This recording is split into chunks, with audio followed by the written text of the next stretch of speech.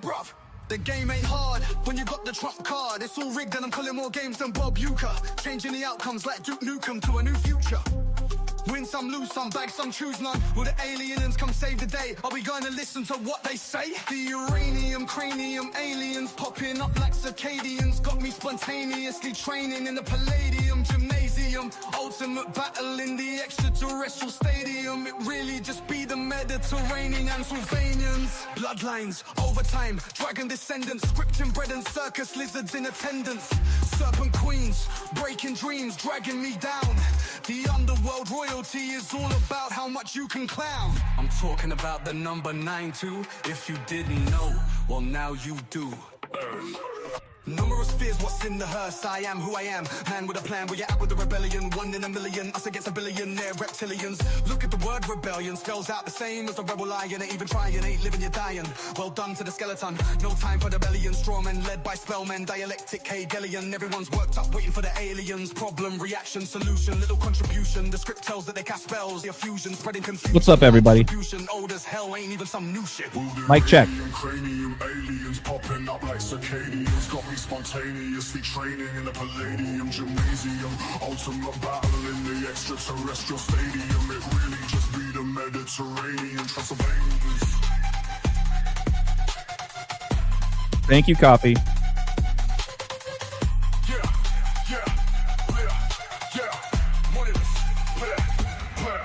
The uranium, cranium, aliens popping up like circadians. Got me spontaneously training in the Palladium gymnasium. Ultimate battle in the extraterrestrial stadium. It really just be the Mediterranean Transylvanians.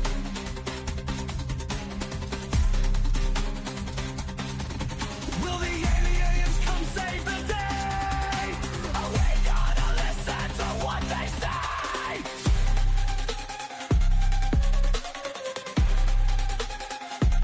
What's up, Maggie? Hey, Betty.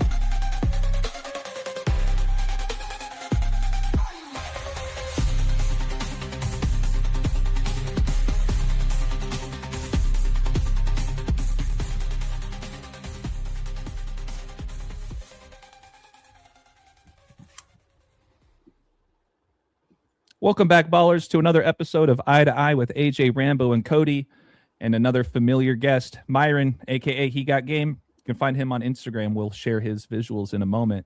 First and foremost, can you guys hear me okay? I can hear you loud and clear. Can you hear me? I can hear you, Rambo. You're good? Yes, sir. I can hear everyone. Yeah. Fantastic. We'll jump right into it, you guys. Thank you guys all for joining. Really appreciate it. My name is AJ, Balll Don't Lie, on Instagram and YouTube, where we're streaming tonight. 3 L's in Ball.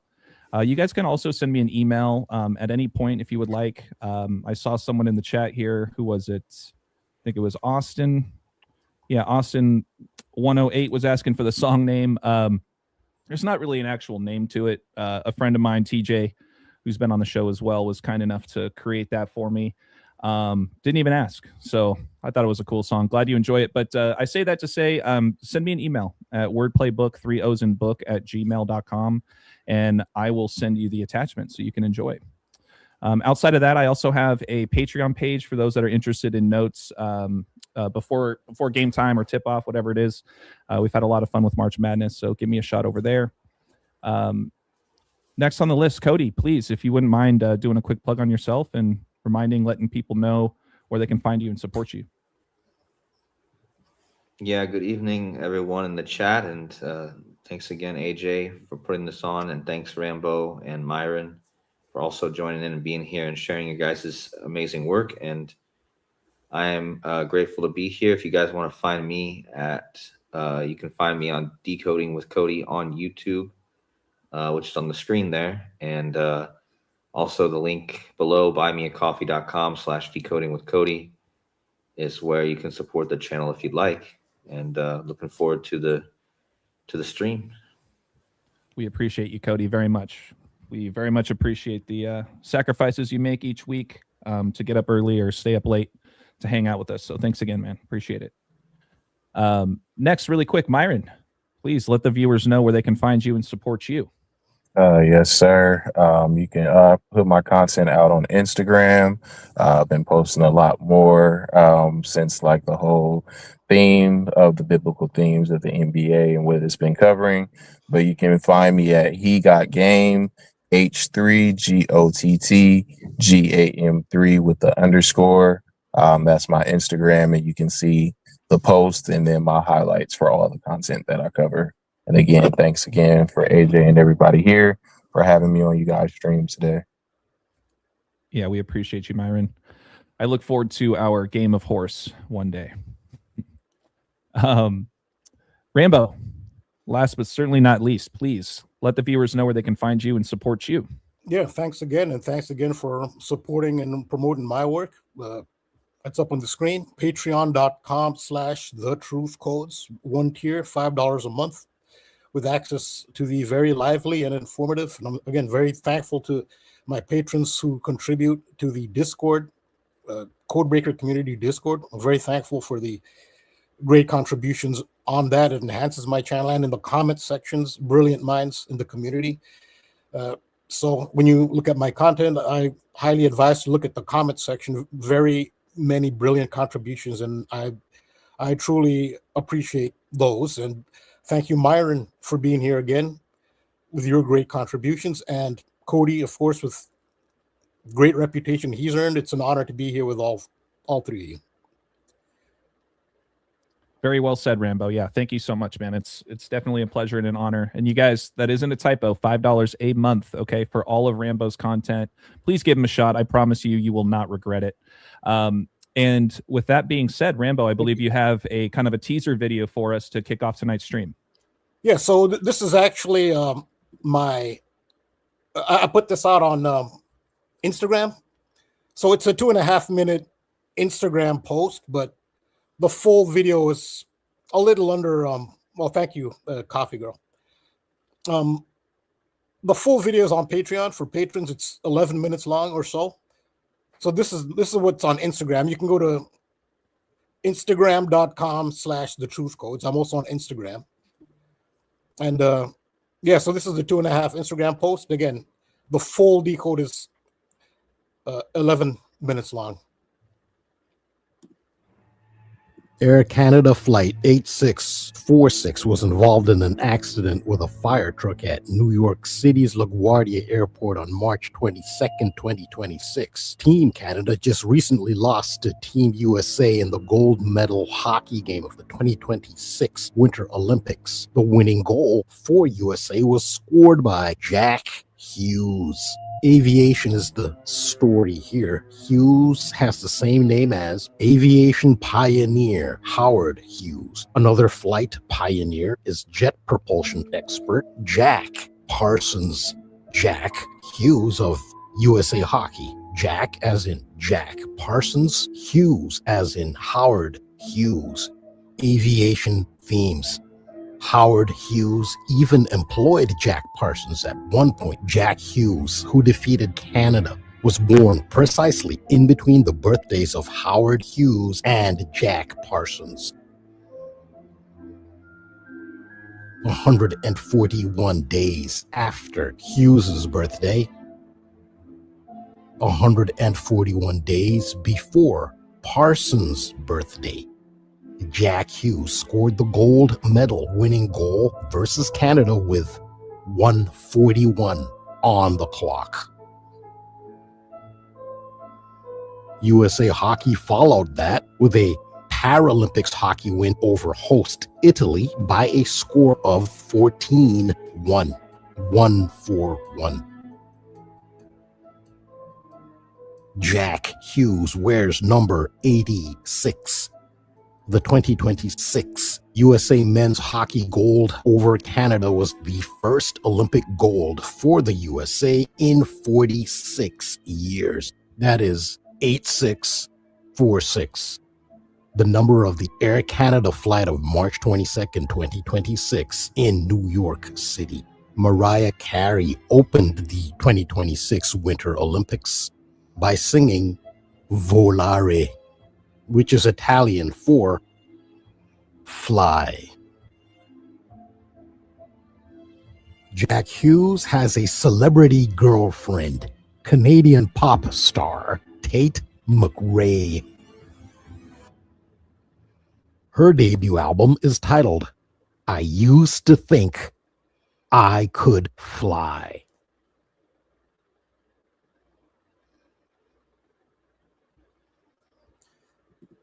Yeah, so that's it. This is the thumbnail for the full video on Patreon. That's fantastic, Rambo. Well, thank you. You have a way with those teasers too, man. It's enough to really kind of get the point across, but keep all the real juice for the paid members. So good for you, man. Great job as always.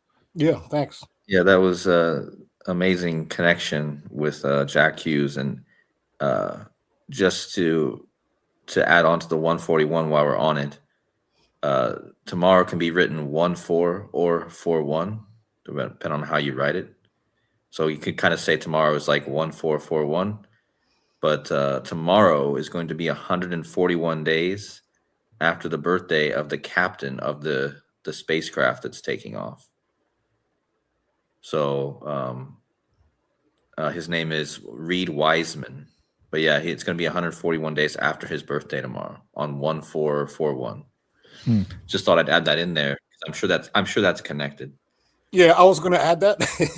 But yeah, Derek brought that up. Yeah, because we were all talking about it on Discord. So that's another thing about my Discord, Truth Code Community Discord. You can make groups among other patrons. So yeah, so this isn't. So our decode is, you can see that on the.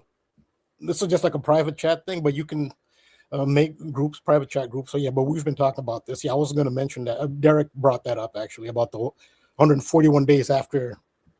Is he the captain, Wiseman? I don't know if there's a captain or anything. Yeah, Wiseman. Yeah. Yeah. The 46. The 46. Sorry. Yep. Sorry. No, go ahead, Rambo. I was going to say 141 is very significant to this. I have more 141s in the full video on top of what KODI just brought up. Yeah, when I think of 141, I think of Anton LaVey, because I know that's one of his gematria numbers. But I was just going to say, with regards to the 46, as you guys know, I've been keeping an eye on the Wildcats, who just got to their first Final Four in 25 years. But I say that because the championship game is on Monday next week, April 6th, the date written 4/6, right? And I was just telling you guys offline about that Jeremy Guthrie player. Well, he wore number 46 for the Orioles back in the day. It was kind of a whole other story, but it just stood out to me because the other part was Rob Gronkowski, right? One of the most popular Arizona Wildcats. He has that May 14th birthday as well. And then it ties back to Arizona. One of their better schools or colleges at the university is their space program. So I just thought that was kind of fitting with kind of where they're at on the doorstep of potentially going to the championship, on top of what we're talking about with the U.S. over Canada. Yeah, the space theme is really big at the moment as well, with the launch of the Artemis rocket. Right. Arizona, University of Arizona is in the news as well in regards to the space launch which is tomorrow, of the Artemis rocket. Also, with you mentioned Gronkowski, they had this promotion. You know how they hype a fight, an event. I guess I didn't even look into this. I just saw a little clip. I didn't bother. It was Gronk and Logan Paul supposedly getting into a fight. I don't know if anyone saw it. I just saw like a little thumbnail picture of it. They're supposedly they got to. It's not like everyone knows it's fake, but it's supposedly they bumped into each other in public or something. They had some of that, and then I don't know, words were exchanged and they got into it. But it does tie into Logan Paul, because Logan Paul's birthday is tomorrow, so it's appropriate you brought in Gronk, and how he ties into Jack Hughes, because they both have the same birthday. It also ties into the Saturn V rocket. The Saturn V rocket, I believe, was first launched, I believe, on May 14th. They coded a lot of it's very coded. It was either there was the launch of their retirement, because Saturn V is the one that did Apollo 11. Jack Parsons was part of that, and Werner von Braun was part of that. But I believe it was launched on 5/14, Mm-hmm. and retired on November 9th. You're talking about the 119 Nazi code, but that again, it all goes back to this space program and this flight theme. Yeah, definitely. Which I think segues well into what Myron has to share. Should we pivot over to Myron? Absolutely. All right, Myron, you have the floor, my man. Yes, sir. Hello again, everyone. I am going to be covering today just the connection that I've found with the Bay Areas, preferably the Golden State Warriors, tying into the biblical themes that I've been tying in with King James already, and moving on to Moses, seeing that the Warriors do have a player named Moses Moody, who just recently got injured, had a gruesome injury. But I wanted to tie that in with Moses and the themes of Israel, since Israel is an ally of America right now. And then just tying in the Levites and how they connect to the state of California. So I'll begin. The opening visual is just a display that I had of just the recent play on names and themes of the Golden State Warriors that tie into the Levites. The Levites are a significant group in the Bible that were led by Moses. Moses is known as the most popular Israelite of the Bible. And the Golden State Warriors have been using a lot of themes connected, even the Bay Area and their football team as well, with Levi Stadium. And Levi is who the Levites are named after. It's the town of Levi in the Bible. You see the states. I put the state of California on the right side because I think the 12 tribes of Israel, that's the map above it, and it looks like an inverted California. So I thought that was a significant piece to add, since they've been covering, the Golden State Warriors have pretty much been covering all the themes that I've been connecting. And then just the icing on the cake was looking at the 12 tribes of Israel map, pretty much looking like a flip version of the state of California. But I will start just a little precursor to Moses. I've been paying attention to Moses since the 83-point game from Bam Adebayo, and that just having ties to water, because Moses is, of course, was instructed by God to help lead the Israelites across the Jordan River, specifically in Joshua 3 and 4. If you notice, Jordan Poole, a former warrior, wears number 3, and Moses Moody wears number 4. But Levite priest in Joshua 3 through 4, they crossed the Jordan River with the Ark of the Covenant. The Ark of the Covenant was instructed. Moses did not build the Ark of the Covenant, but he oversaw like the building of the Ark of the Covenant. And another connection that ties into that is where they have Moses Moody listed being from Little Rock, Arkansas. So again, like, we always pay attention to like the alignment and the themes, and I don't think that's a coincidence that they have Moses Moody being listed as being from Little Rock, Arkansas, when the biblical story of Moses is him helping the Levites build the Ark of the Covenant so they could cross the Jordan River.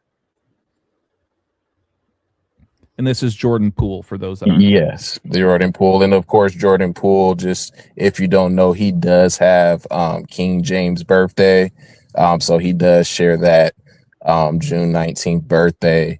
And his new team, you guys are talking about flying. He is a Pelican, and he is now the teammate to another biblical figure. Zion is now his current teammate, and he plays for the city where the levees broke, kind of like a play on words with the Levites as well. Well, and then the last name too, Poole, right? Yeah, another water. Yeah. Here, another biblical theme of Steph Curry. And Canaan, his son, as we know, is named Canaan Curry, or Canaan Curry. But Canaan, if you know the Canaanized text, is pretty much the chosen scriptures to be in the final production of the Bible. So if we're tying into the King James Bible, the 66 books of the King James Bible are called the canonized text. And I find that significant and tying into the themes that I was covering as well, because Steph Curry, he named his son pretty much after a biblical portion of what I've been covering as well. And also a different spelling, but it is like the city of Canaan. The Levites come from the land of Canaan as well, but that does have a different spelling. But I thought that was significant that Steph Curry has a son. Not only does the Golden State Warriors have significance to it, but even like down to his bloodline, he now has somebody that represents everything that I was covering in terms of like this historically biblical figures and names in the context of it. Myron, would you mind repeating what you said about, it was something about the first set number of books in the King James Bible was the Canaanite text? Yeah, so the Canaanite, there's more books. We all know that there's been books that have been taken out of the Bible or not included in the Bible, but the finalized, like, seen upon books that are most significant that tie into the Word of God, they're called the canonized scriptures or the canonized text. So the canonized text is the final books that are included in the Bible.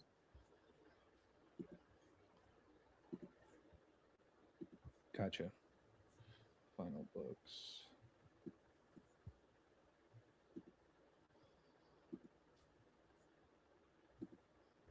All right, perfect.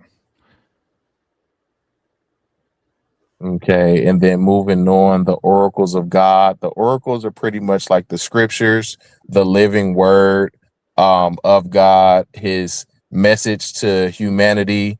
The oracles can also be seen as like warnings or forecomings of things that are already done. In the Bible, we know that everything that of God is already complete. So the oracles of God found a way of significance because, of course, the Golden State Warriors, they used to play during their time of success when they had their little dynasty run. They were playing at Oracle Arena. So again, like the Golden State Warriors have been heavily used in keeping the themes of the Levites, the city of Levi, and everything of biblical proportion all the way down to the arena that they played in. And during this time, it was very open. Like Steph Curry was very open about his religion and his faith during the time of their success. So I don't think that was a coincidence at all that their home arena was also called Oracle Arena as they were having their success. I would agree. And then just finally to tie it in, I did include the football stadium because America right now is currently allies with Israel and the Israelites. Of course, in the book, the Levites are one of the 12 tribes of Israel. And knowing that not too far away from where the Warriors play, there's Levi Stadium. They did host the Super Bowl, but this was not the first time that they hosted the Super Bowl. The first time that they hosted the Super Bowl was the very first year after the Warriors won their first championship with Steph Curry. So that was kind of like the beginning of the Warriors dynasty with all of their players. And then the very next year, you found Levi Stadium hosting the Super Bowl. So I find that significant because we're kind of like at the end of the dynasty. We're talking about the end of Steph Curry's potential career and his success, not knowing if he's going to have any more finals runs. And now we conclude with Levi Stadium hosting another Super Bowl as it ties down to the lineage of the Levites as well. I do have one just piece to tie in with Moses Moody. I don't have a visual for it, but like I said, like his significance to me, even the Moses themes having to do with the water, it stood out to me after Bam Adebayo's 83-point game. If for those who don't know, I did cover it a little bit before, but the 83 NBA Finals MVP was Moses Malone. And I thought that was significant because his birthday is 83 days after LeBron King James. A lot of the Moses themes, Moses Malone's teammate, again, because he has the biblical name, but he also had the teammate that had to do with the ocean. Julius Irving was his teammate at the time. And for Irving, Irving means water or fresh water or green water. LeBron, again, who went from Cleveland to Miami, the team that Bam Adebayo plays for, and then back to Cleveland. The city of Cleveland is named after Moses Cleveland. When LeBron won against the Warriors, his teammate was Irving as well. Irving, again, meaning water, fresh water, or green water.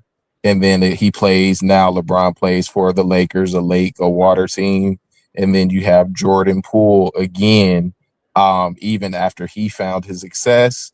And like I said, Irving means fresh water or green water. The person that potentially got Jordan Poole traded, his last name was Green, his incident with Draymond Green, shipping him again to another town to play for a biblical person named Zion. But just the water connections, you have Jordan Poole, you have Irving, and then you have Moses, of course, who's tied to leading the Levites across the Jordan River onto dry land so they can potentially reach the promised land, which Moses was excluded from. So I thought I just connected that, and I put his injury kind of like, because he did all of that for the Israelites, and then he eventually is left out, like God punishes him and he's not actually allowed to reach the promised land. So I tied that into Moses Moody with his gruesome injury, because he was he was finally able to have recognition because Steph Curry was out, Jimmy Butler got hurt, so Jonathan Kuminga got traded, so Moses Moody potentially had a chance to shine, but he was cut short by this non-contact injury. And out of all the days for him to get hurt, he got hurt on Kyrie Irving's birthday. And we all know Kyrie Irving, his last name is Irving, but his full name means ruler of water also. So Kyrie means ruler and Irving means fresh water or green water. So his name potentially means ruler of water. And Moses Moody got hurt playing against Kyrie Irving's team on Kyrie Irving's birthday. And then the final piece that I did have was Kyrie Irving. Last year, the Warriors hosted the All-Star game in the All-Star event. And immediately after the All-Star game, the first injury after the All-Star game was Kyrie Irving's knee injury. So because Kyrie Irving has always had success against the Warriors, he had a pretty good All-Star weekend against them. And then after that, he tore his ACL. So he had a knee injury also. And then you fast forward a year later and the roles are pretty much flipped, where Moses is hurting his knee and coming down on Kyrie Irving's birthday. But that was the only connections that I had to share with you all. Well, that was fantastic, Myron. Yeah, it got me thinking about the clay book I wrote years and years ago now at this point, and it all started with all the water connections with clay. Yeah. Don't forget about Jordan Poole playing alongside the Splash Brothers, right? Exactly, the Splash Brothers as well. Thank you for adding that. Yeah, I had a little segment here just talking about the other Warriors players and how they're all connected to water or the moon. Yeah. And I had a whole spot in here too, quoting Rambo with his connections about currency and water and how the moon controls the tides. So check this out. We had Draymond Green, like you mentioned. Well, Mond is a suffix of Monday, right? Mm-hmm. Monday named after the moon. You also had Kevin Looney back in the day, Looney like lunar, right? Yeah. Got the Jordan Poole connection, obviously. And I also had Moses in here. Yeah. The Moses connection. And then don't forget about Andrew Bogut. Andrew means manly. You also had Andrew Wiggins. You had Leandro Barbosa. You had Andre Iguodala, right? And then that's where I was kind of connecting it, because it all means man. So it's like man on earth, earth and the moon kind of connection. But anyways, yeah, Myron, great job, man. Seriously. Appreciate you. Some love in the chat here for sure. So really appreciate that. Did you guys have anything else you guys wanted to add, Cody, Rambo? There actually is. So Moses is a thing worldwide. The biggest sporting event in the world by far is the World Cup of soccer, which is soccer is like a religion around there. It's like the world religion. Yeah. Every 4 years, the World Cup comes around. This year, so a former giant of world soccer who used to be guaranteed to qualify, qualification was just virtually guaranteed. And a successful World Cup for them is a win. If you reach the final and lose, it's not like, oh, we got to the final. No, there are certain teams that are at that level where a successful World Cup is a win. Even if you reach the final, it's not, some teams will get a ticker tape parade for reaching the last 8. Some will get a ticker tape parade for Croatia reached the final against France. They lost the final to France. They got this huge parade. Certain teams at the elite level, like Brazil, England, you have to win it. Otherwise, it's not a success. And that team is Italy. They used to be a giant, absolutely still are, just from reputation and history, a giant of world soccer, football, international football. To put it in American terms, I'd say in baseball terms, the New York Yankees of world international football, soccer, would be Brazil. Brazil are the New York Yankees. You could say Italy would be like the Dodgers. Well, now they're for the third World Cup in a row, they have not qualified. So they played today. Just today they played. They don't use this term, it's an American term, but the American term makes more sense. They call it a playoff, but it's a play-in. Italy played Bosnia. Now, Bosnia is far from being a world soccer power. Italy shouldn't even be in the playoff. Most of the teams are already qualified. They've made the brackets. Just a few playoff teams, which it's really a play-in, had to be played. And Italy had their play-in game, which even for them, why are you? And the World Cup expanded. That's another thing. So it's easier to qualify now because there are more teams and more qualification spots. If anything, it's even easier to qualify. It's just a bigger tournament now. They played Bosnia. I mean, far from a world power. Bosnia-Herzegovina.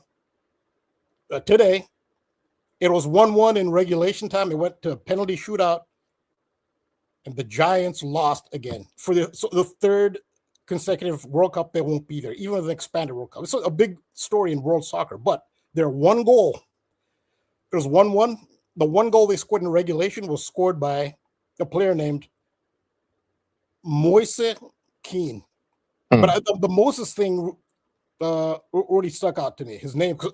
As soon as you said what your decode is going to be about, the Moses theme, so they're doing it's manifesting in soccer. I mean, I look at the highlights.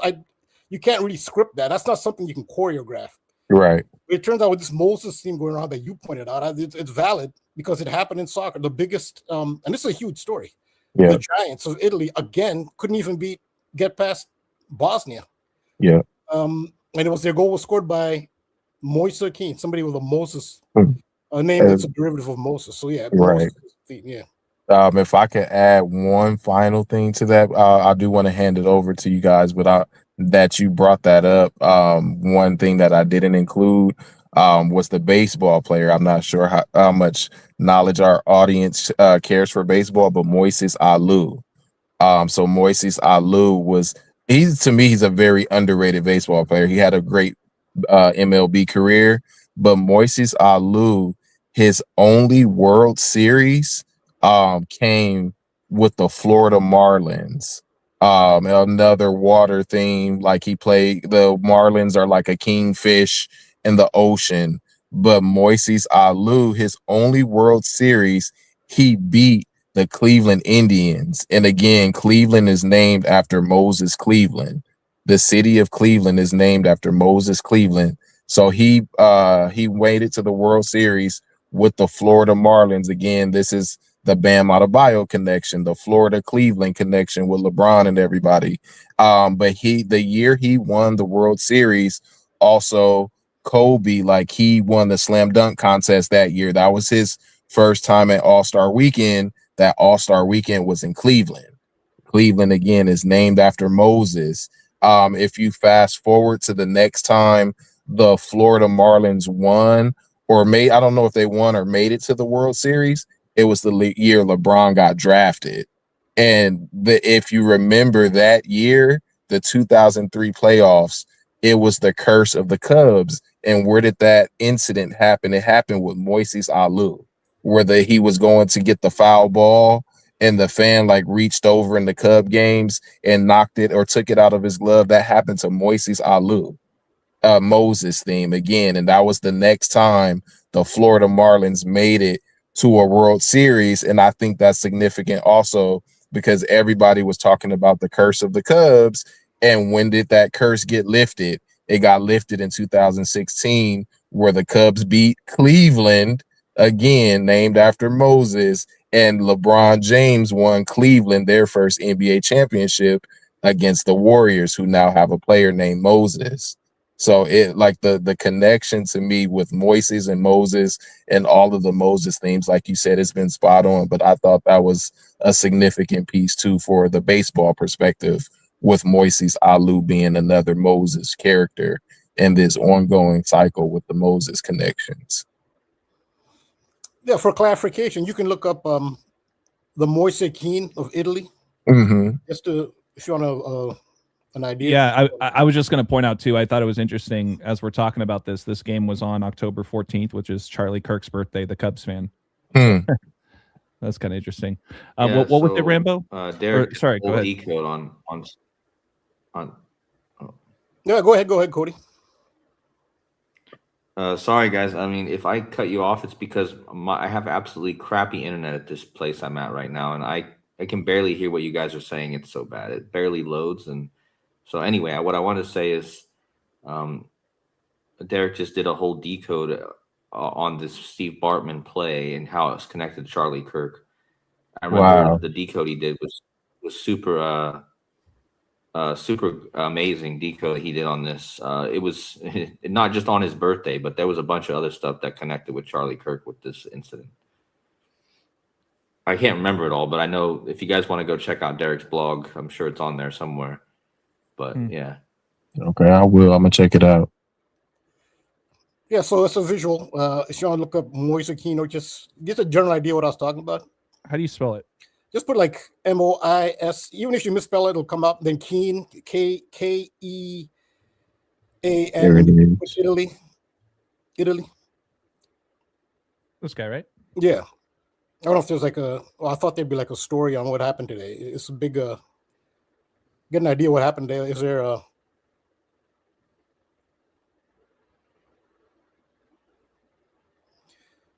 yeah, well, he's been on a tear. He says he has 6 goals in five games, but yeah, he scored today. He says Moise Keane finds the back of the net, grabbing a lead for Italy. Yeah. You can see Italy, Bosnia World Cup playoff going to extra time at 1-1 as Atsuri reduced to 10 minutes. Yeah, so that's what happens. 1-1, it was his goal, and the Giants crashed out again. So that's interesting. They had a penalty shootout, and Italy lost the penalty shootout 4-1. I just looked at that. That's tomorrow's date, April 1st. Yeah, this is a big story in soccer, like what happened to Italy. This is like the Dodgers suddenly have the worst record in baseball for 12 years straight or something. They can't even qualify. Like it's a big story, but the Moses thing was big and manifested in this one. Okay. So I can start mine a little bit, or even, I don't know, I feel like I've talked enough and Cody hasn't really, I can pass it off to Cody if he wants, because he hasn't really gotten in here yet. Yeah, Cody, what you got, bro? Yes, sir.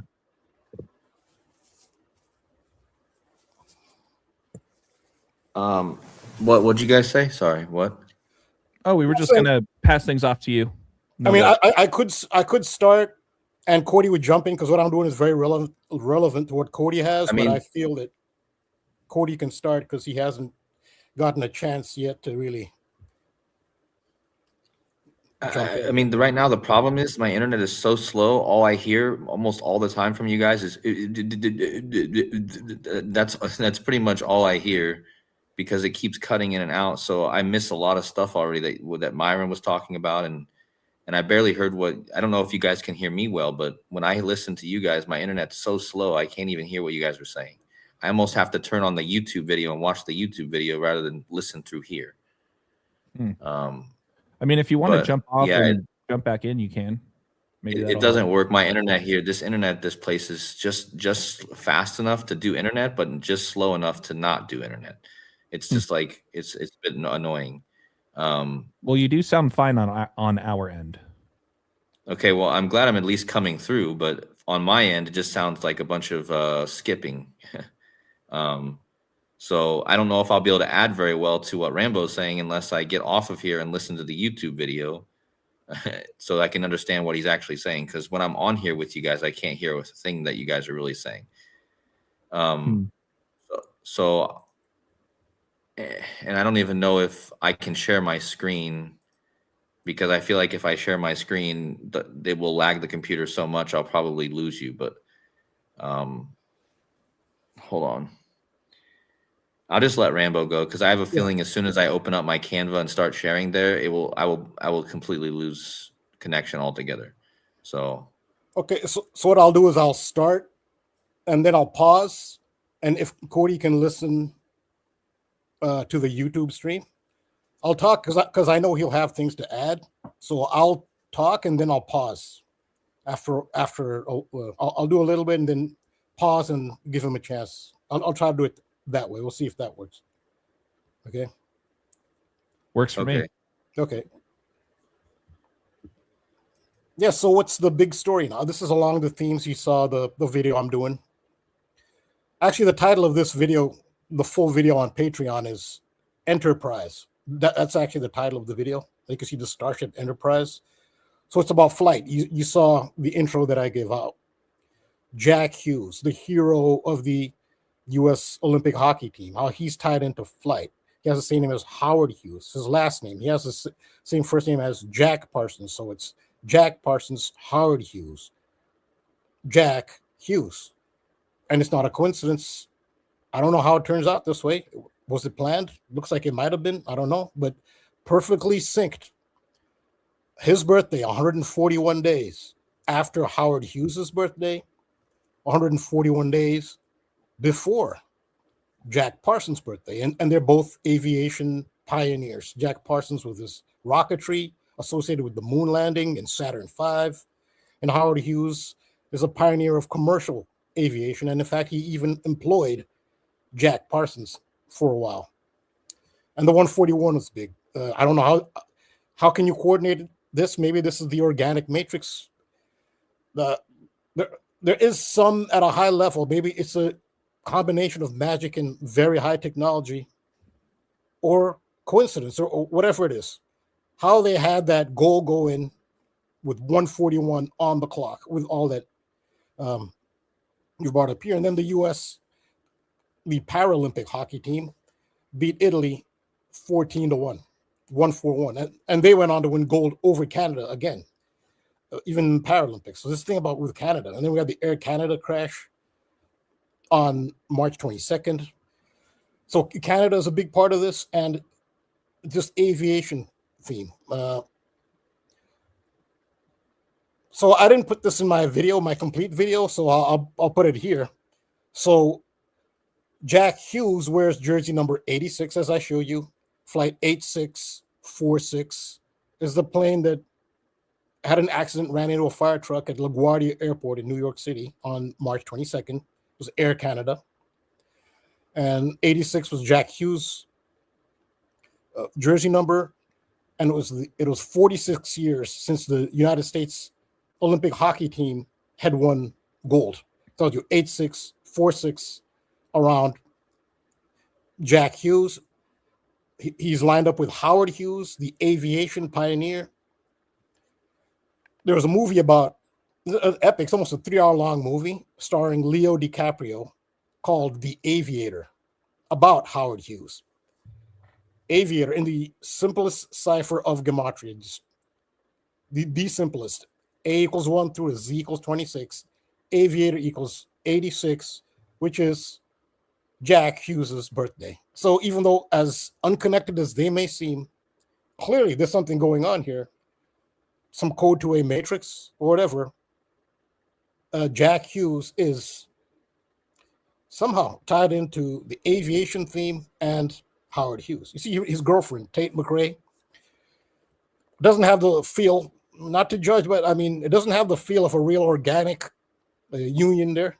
Kind of, it looks like one of those celebrity things for symbolism type thing. Nonetheless, his pop star from Canada, again, Tate McRae. Her debut album is called I Used to Think I Could Fly, just to stick with the flying theme. But that's his Gematria of Aviator, 86. That's his jersey number. Another 141. Talking about the moon landing, and Jack Parsons is part of the moon landing. He worked on the Apollo 11 crew as well. It's between him and Werner von Braun are seen as the real masterminds behind that. And Neil Armstrong was the first man is said to have walked on the moon. They didn't act that excited after the fact. You should see the videos, very famous videos of the crew of Apollo 11, the three of them. Buzz Aldrin, Neil Armstrong, and what's her name again? The third. Those are the two main that I remember. Yeah, I know. He has MC or his initials. Well, I'll give you the other guy anyway. But I don't mean to trivialize it. But nonetheless, they did not act like you would think people who just made one of the greatest accomplishments in human history. They weren't. They looked like hostages at that. You should see that press conference. They looked like hostages. Super nervous, but nonetheless, Neil Armstrong, he was the most nervous of all of them for some reason after you just had this. His initials, Neil Armstrong, N.A. N is the 14th letter, A is the first. N.A. Neil Armstrong is 14 to 1. 141, again, related to the moon landing. And there is the Artemis moon mission, which it's been delayed for a while. It will launch tomorrow, April 1st. And I brought up a connection with the Rene Good shooting in Minneapolis, Minnesota on January 7th in 2026. This is one of the biggest stories. So many big stories, you can't keep track of them, but this is still one of the biggest stories. It had a huge impact on ICE and what ICE can do, and ICE had to scale back. This was is huge. It's still going to resonate. But her vehicle had pilot on it, and as soon as I saw that, I immediately thought I couldn't see it right away. There is some symbolism and significance to the fact that she had a Honda Pilot. Pilot was very significant. I've talked about this several times, even 3D, three-dimension, the way her license plate finish ended. I think that's related to UFOs, UAPs. And a shout out to my patron, one of my patrons, BPM, brilliant mind, great contributor. He pointed out that Rene Good's license plate, which had pilot on it, was a Missouri license plate. And he pointed out how Missouri is very connected to the narrative of flight. And that's because it's connected to Charles Lindbergh, who flew the Spirit of St. Louis, which was the first transatlantic flight. So it's a historical flight, the very first transatlantic flight by Charles Lindbergh. And the plane he piloted was the Spirit of St. Louis, which is in Missouri, as BPM pointed out. And that landed in Paris on May 21st, which was the 141st day of the year. So 141 clearly it is related to this flight theme. And we know, those of us who are familiar with Gematria know that the Sumerian cipher takes the English Gematria cipher, A through B, A through Z, 1 through 26. And because the ancient Sumerian culture used the sexagesimal system, in the Sumerian cipher, all you do is take the ordinal English key cipher and multiply by 6. So it's 1 times 6. So A equals 6. B is 6 times 2, 12, all the way to the end. Or you could just do an ordinal calculation, like here, Aviator, and just multiply by 6, and you'll get the Sumerian cipher value. Well, 141 times 6 is 846. That's famous for being the start, the opening salvo of September 11th, 2001. It started at 846. And that's, you can say, arguably, that's the most memorable, tragic day in aviation history, was September 11th. 141 is quoted into that because it's a divisor of 846, which was the start time, which again ties into George Floyd as well. But this was the aviation theme. 141 is really big in aviation. So shout out to BPM for pointing out that Lindbergh landed on the 141st day of the year. He flew the Spirit of St. Louis, which is St. Louis in Missouri. The Honda pilot with the Missouri license plate was in the news with the Rene Good shooting by ICE. And April 30th. So this is when the Spirit of St. Louis was retired. April 30th. And that is for two reasons. It is most famously, April 30th is known as the alleged suicide date of Adolf Hitler, which does not have strong evidence. Evidence seems to point to the fact that Adolf Hitler moved to Argentina in a German submarine, Unterboot, U-boat. A U-boat could go, the German U-boats could go from Germany to Argentina and back without refueling. They can do a round trip without refueling. And that's believed to be a more realistic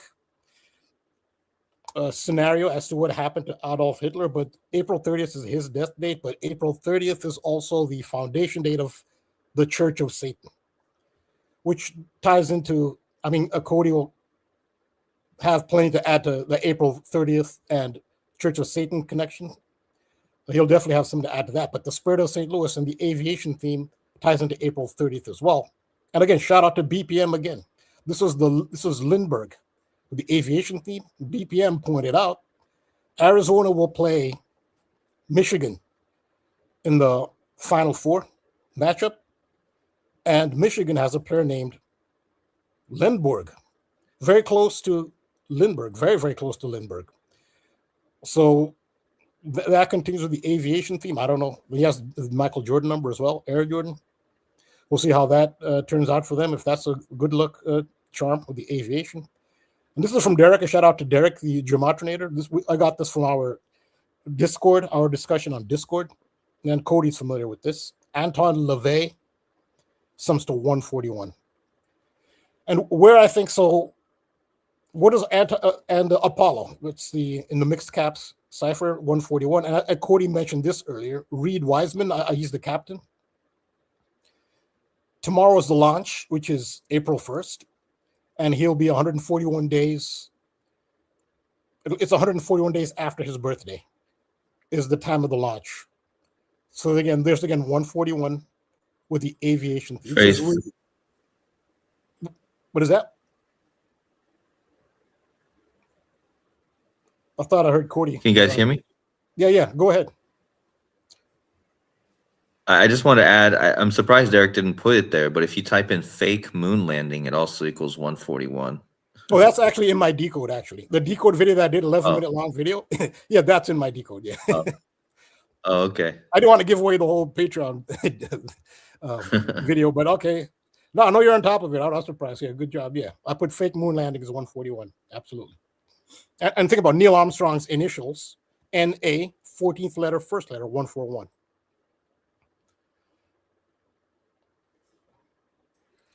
Oh, wow.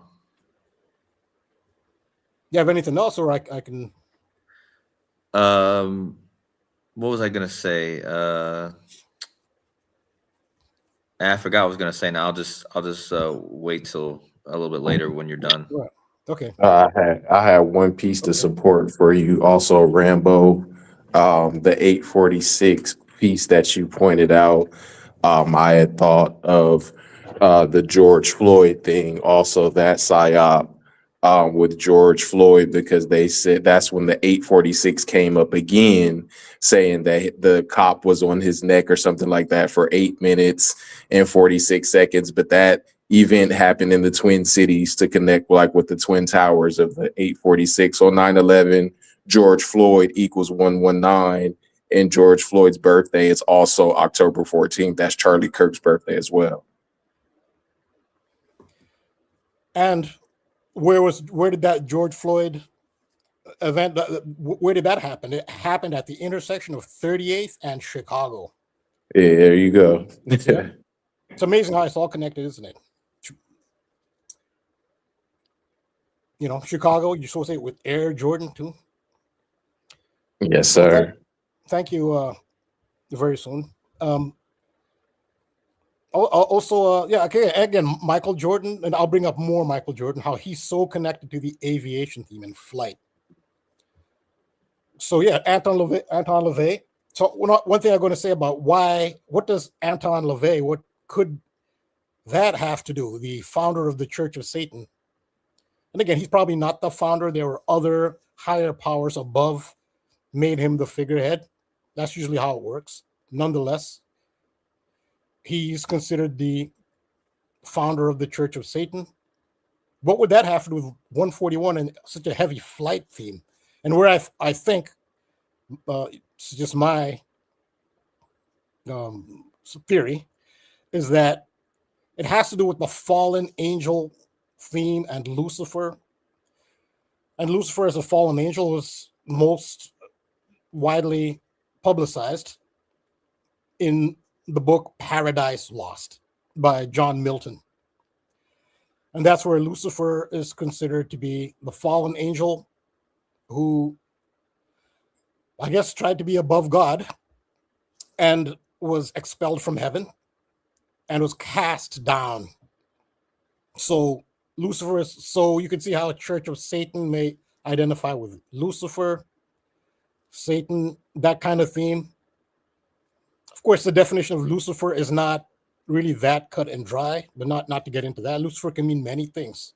But yes, okay, for most people, it's understood as meaning Satan.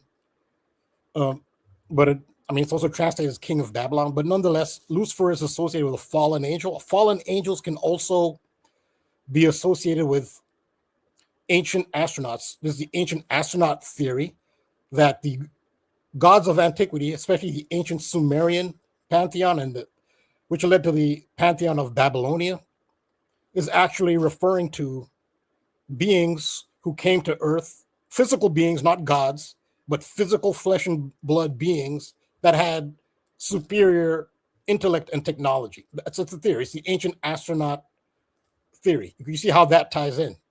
And that the fallen angels of the ancient Sumerian pantheon is actually referring to, it's a theory. People have some strong feelings on this subject, but there is a popular theory that these were actually intelligent, what you would call today as extraterrestrials, but superior extraterrestrials that influenced human evolution.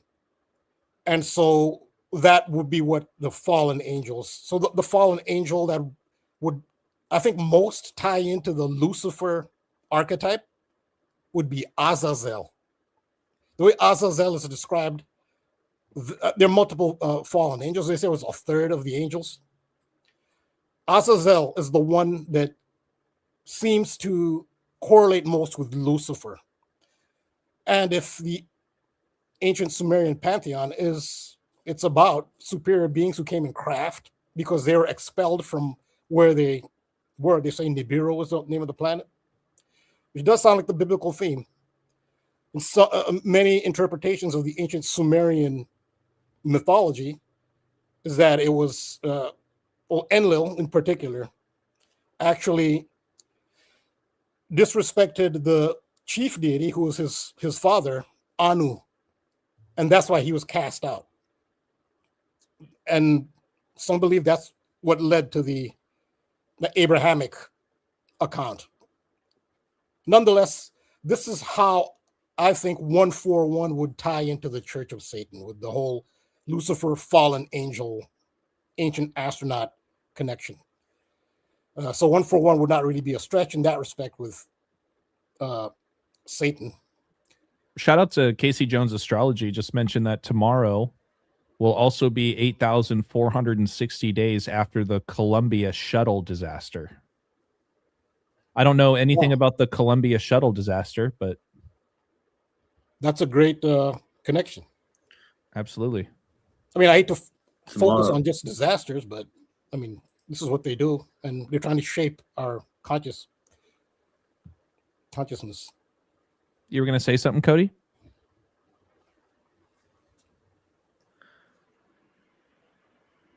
Can you guys hear me? Yep, clearly.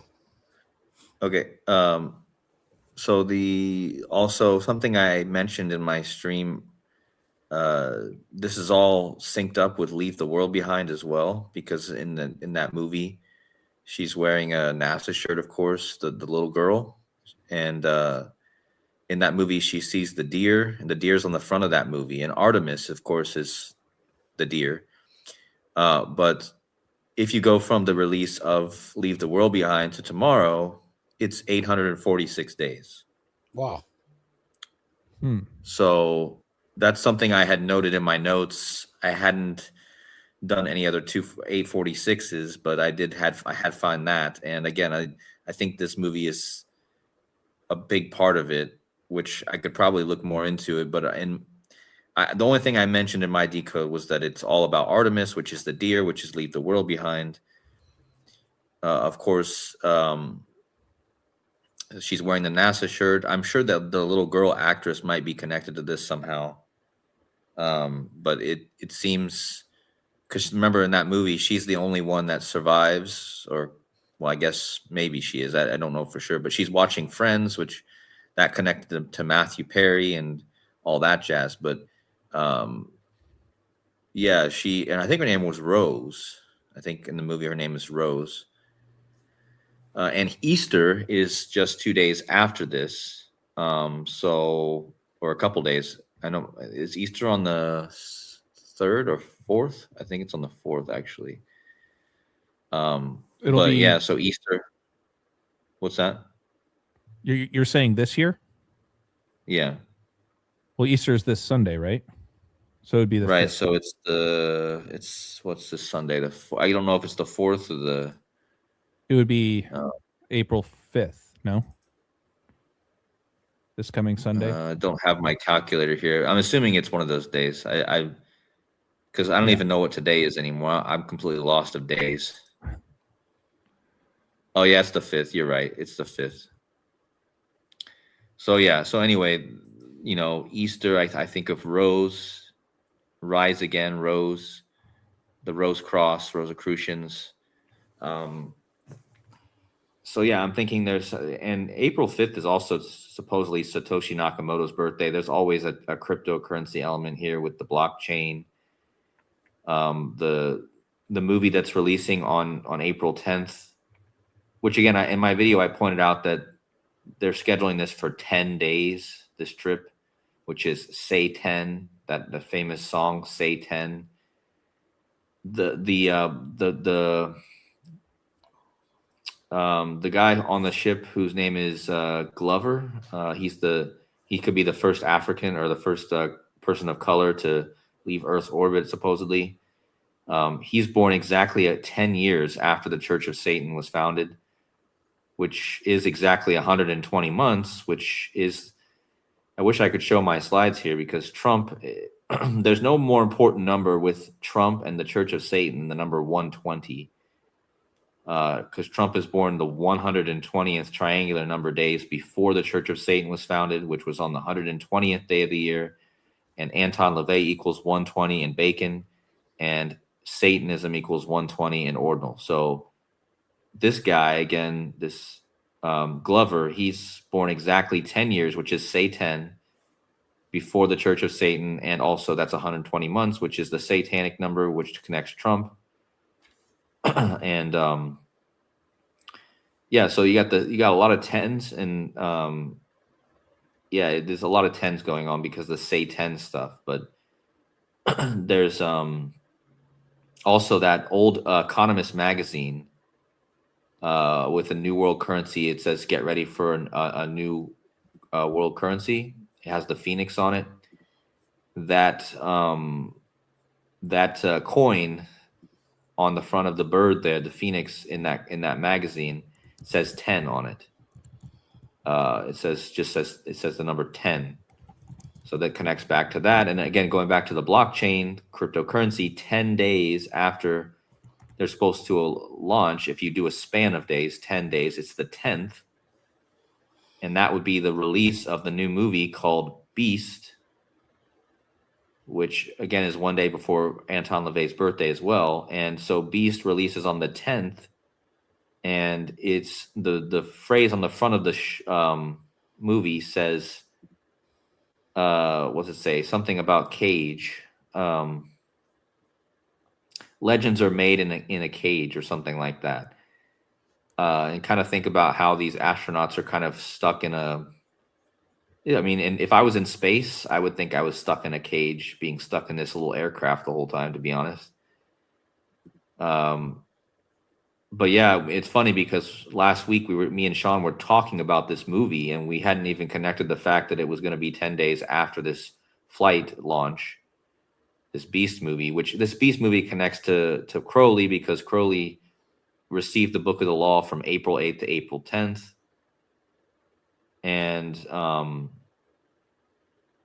also, I did a whole decode on that if you guys going to watch my video, but the whole thing synced up with Crowley and the 418. Remember, I just did a video on Lady Gaga and the 418, who just had her birthday, which was 418 days after she released Abracadabra, which is the gematria of the Hebrew word. Abrahadabra is 418.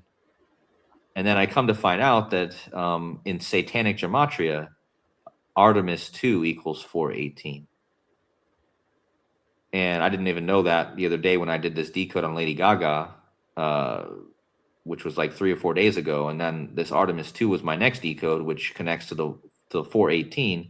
Well, WrestleMania coming up. This is all connected to WrestleMania 42 because tomorrow is the birthday of Randy Orton. And Randy Orton is the guy who's going to headline WrestleMania Night 1 on 418 against Cody Rhodes. And again, Rhodes means where roses grow also. But again, Randy Orton is the Viper, the serpent. His birthday's tomorrow, as well as Logan Paul. So 2 of the top WWE stars today, Logan Paul and Randy Orton, both born tomorrow. And that's, again, the launch date of this. And again, the other important character in WWE right now is the Wise Man. And the captain of the ship tomorrow is Wise Man. Paul Heyman is the captain or the leader of the Vision group, which contains Logan Paul. So you got Paul Heyman, born on 9/11, in the year of the snake, 1965. 9/11 happened in the year of the snake as well. But yeah, all kinds of wrestling stuff going on. I know people are less interested in wrestling sometimes, so I don't always talk about it, but there's a huge riddle going on with wrestling and the Viper. And again, the NASA logo looks like the serpent's tongue, which looks a lot like what Trump had on his mouth when he got shot. It looks like the serpent's tongue. So again, tomorrow is Logan Paul's 31st birthday, which is the 11th prime. Reminds me of all the Charlie Kirk stuff.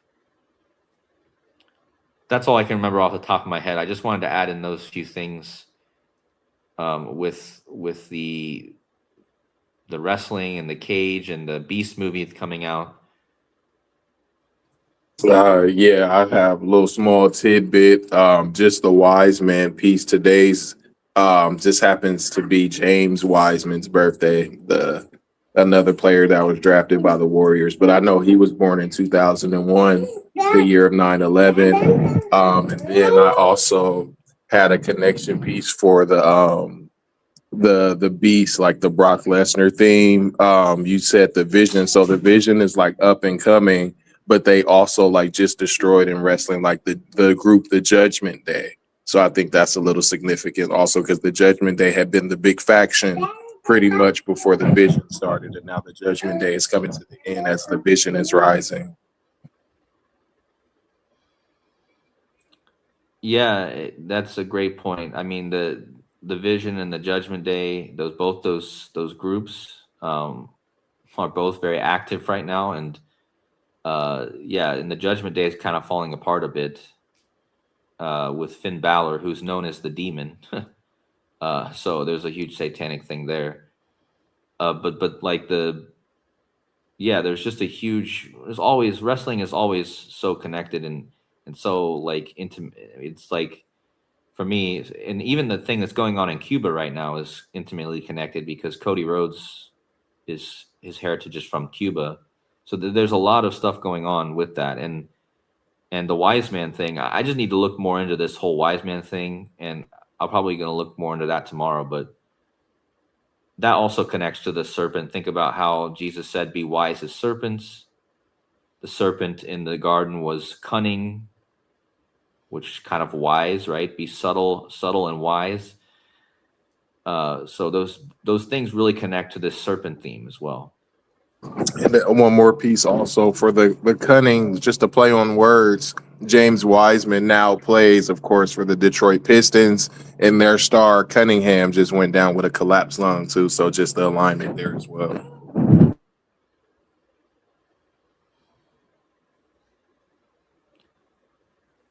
Yeah, it's cutting out on my end, so I don't hear everything that you guys say fully. But I did hear the Wiseman plays for Detroit, and it's interesting too. Detroit. What was I going to say about? There's something going on with Michigan right now. I think one of the astronauts is from Michigan. I think the woman on the ship is from Michigan, which is interesting because Michigan has the woman governor. So there's a huge connection there with that. With the it seems like something with Michigan and the woman theme, because Kamala Harris had a huge connection to Michigan as well. She went there a lot. Yeah, I think this is a big year for women. And I highlighted the Venezuela. That's a huge ritual. The main part of that ritual was to install, by default, the female vice president to Nicolas Maduro, Delcy Rodriguez. I've talked a lot about that. And this is a big year for females. 26 is a big gematria code for women. 26 and 62. It's a really big female code. Queen is 2662. So Queen Elizabeth, she became queen on 6th of February or February 6th. Then she was coronated on June 2nd or 2nd June. Queen 62, 26 in gematria. It is girl is 2662 in gematria. Madonna is 2662. So 2026 is always going to be a big, significant, and we're leading up to this for women. And the biggest event was Delcy Rodriguez becoming president. She's still acting president, but she's president of Venezuela by default after Nicolas Maduro was removed. So, and what have we seen so far? In the NFL, it's a female owner. Allen, she's the sister of Paul Allen, who's fought in Microsoft. She owns, she's the owner of the Seattle Seahawks. She raised a Lombardi trophy. And I'm wondering, this year, maybe look at the teams that have female owners. I mean, that looks good for the Lakers. They say the San Antonio Spurs,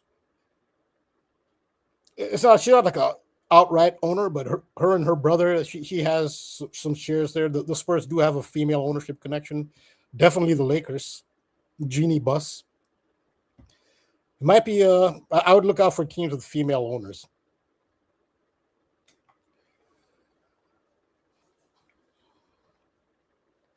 Yeah, that Lindeborg connection is a good one too, especially facing Arizona. Yeah, Lindbergh, the flying team. Yeah, shout out to BPM for them. Well, and just think about Arizona, you know. Yeah, and it's so connected to the space program. So, right. Arizona has a real strong flight connection because, in fact, people are talking about the University of Arizona. I think they're connected to this Artemis mission as well. It's a very major institution when it comes to the to space flight and rocketry and NASA. There is also a private space program which is not run by the U.S. government, which is outside of NASA. That actually does exist. It's a secret space program, but that's another issue, and it's even better funded than NASA. A lot of secrecy in this world, which is like, isn't that kind of what we do here? Kind of do our best to see past the illusions and the veils. But yes, there's a secret space program which is better funded than NASA, which is involved in a lot of things here. But so along the fallen angels theme that I talked about, I've talked about this incident a lot. This is a really major ritual. This was last year, and it was on April 30th that we've talked about. This is why, I mean, clearly the Church of Satan is coded with Lucifer, the fallen angel. It's coded. Of course, there's more depth to it, I'm sure, but that's how they're coded on the surface. It's no coincidence that somebody falls. It's at PNC Park, home of the Pittsburgh Pirates in Major League Baseball, and they're playing the Chicago Cubs, who seem to be in the middle of every ritual. The Cubs again, they're always in the middle of stuff, especially Chicago in general. It was on April 30th, the anniversary of the founding of the Church of Satan, on which his name was Kavan Markwood.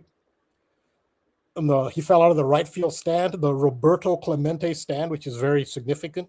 It's a 21-foot stand, so he fell. The wall is 21 feet. The reason it's 21 feet, it's to honor Roberto Clemente, Pittsburgh Pirate great, who wore jersey number 21. And he also, well, his plane disappeared. It was assumed to have crashed, and they never found the plane or debris that I know of. So he ties in as well, Roberto Clemente, and it was a 21-foot fall on April 30th, the day we've been talking about. And this is and AJ, you've talked at length about this. This was very significant. So when you can see the 21 here, where he fell, 21 feet, and very significant was this sign in the background. It said, so this is an ad for West Virginia tourism. And this is an anthem for West Virginia, world famous anthem, Country Roads, Take Me Home. In the background, you see that. I know, AJ, you're very familiar with this. You talked at length about this. Country Roads, Take Me Home. That is a song by John Denver. And is Take Me Home, Country Roads. So this is where they do the fallen angel ritual. It was a fallen angel ritual. Now, this is not about, I hate to focus on crashes and that type of thing, but no. So this is an interesting story, because as serious as it looked, 5 months later in the same season, this was last year, in September 20th, this happened on April 30th, Kavan Markwood, who fell, he appeared to be in perfect health and was invited back to PNC Park to throw out the ceremonial first pitch with a Pittsburgh Pirates jersey on. He looked to be in perfect. He wasn't limping on. He wasn't in a wheelchair. He didn't have an arm in a sling. I mean, okay, you can't really judge the injuries someone has. 5 months later, he sprang back to health and threw out the ceremonial first pitch. So this is not, a disaster story. It looked like a fallen angels ritual. Country Roads, Take Me Home by John Denver. Take Me Home, Country Roads, John Denver. Big hit. It's become an anthem for the state of West Virginia. Famous song. Country Roads, Take Me Home to the Place I Belong, West Virginia, Mountain Mama, by John Denver. And John Denver is significant because where was he? The place he was born is what I find very significant about John Denver. He was born in Roswell, New Mexico. What do you think of when you hear of Roswell? Roswell, New Mexico is only known for one thing. It's not really known as the birthplace of John Denver. John Denver is associated with West Virginia because of that song. He's not really associated with Roswell. Not many people know that's where he was born. Roswell, New Mexico is known as the site of the UFO crash. And that falls into the fallen angels ritual. I was saying how there are theories that the pantheon, part of the pantheon of ancient Sumer, are actually physical flesh and blood beings that had superior intelligence, and that they were ancient astronauts who were, some of them were cast out of the place Nibiru they originated from, and then they came to Earth and then intervened on in human affairs. So they are the fallen angels. So fallen angels could be extraterrestrials as well, and there are depictions of winged discs with an individual in the middle of the disc in ancient Mesopotamian reliefs to illustrate this. Ancient astronauts, they are fallen angels. So it ties right in that he should be from Roswell, a town that is, there's no other town in the world known for this, the site of a UFO crash.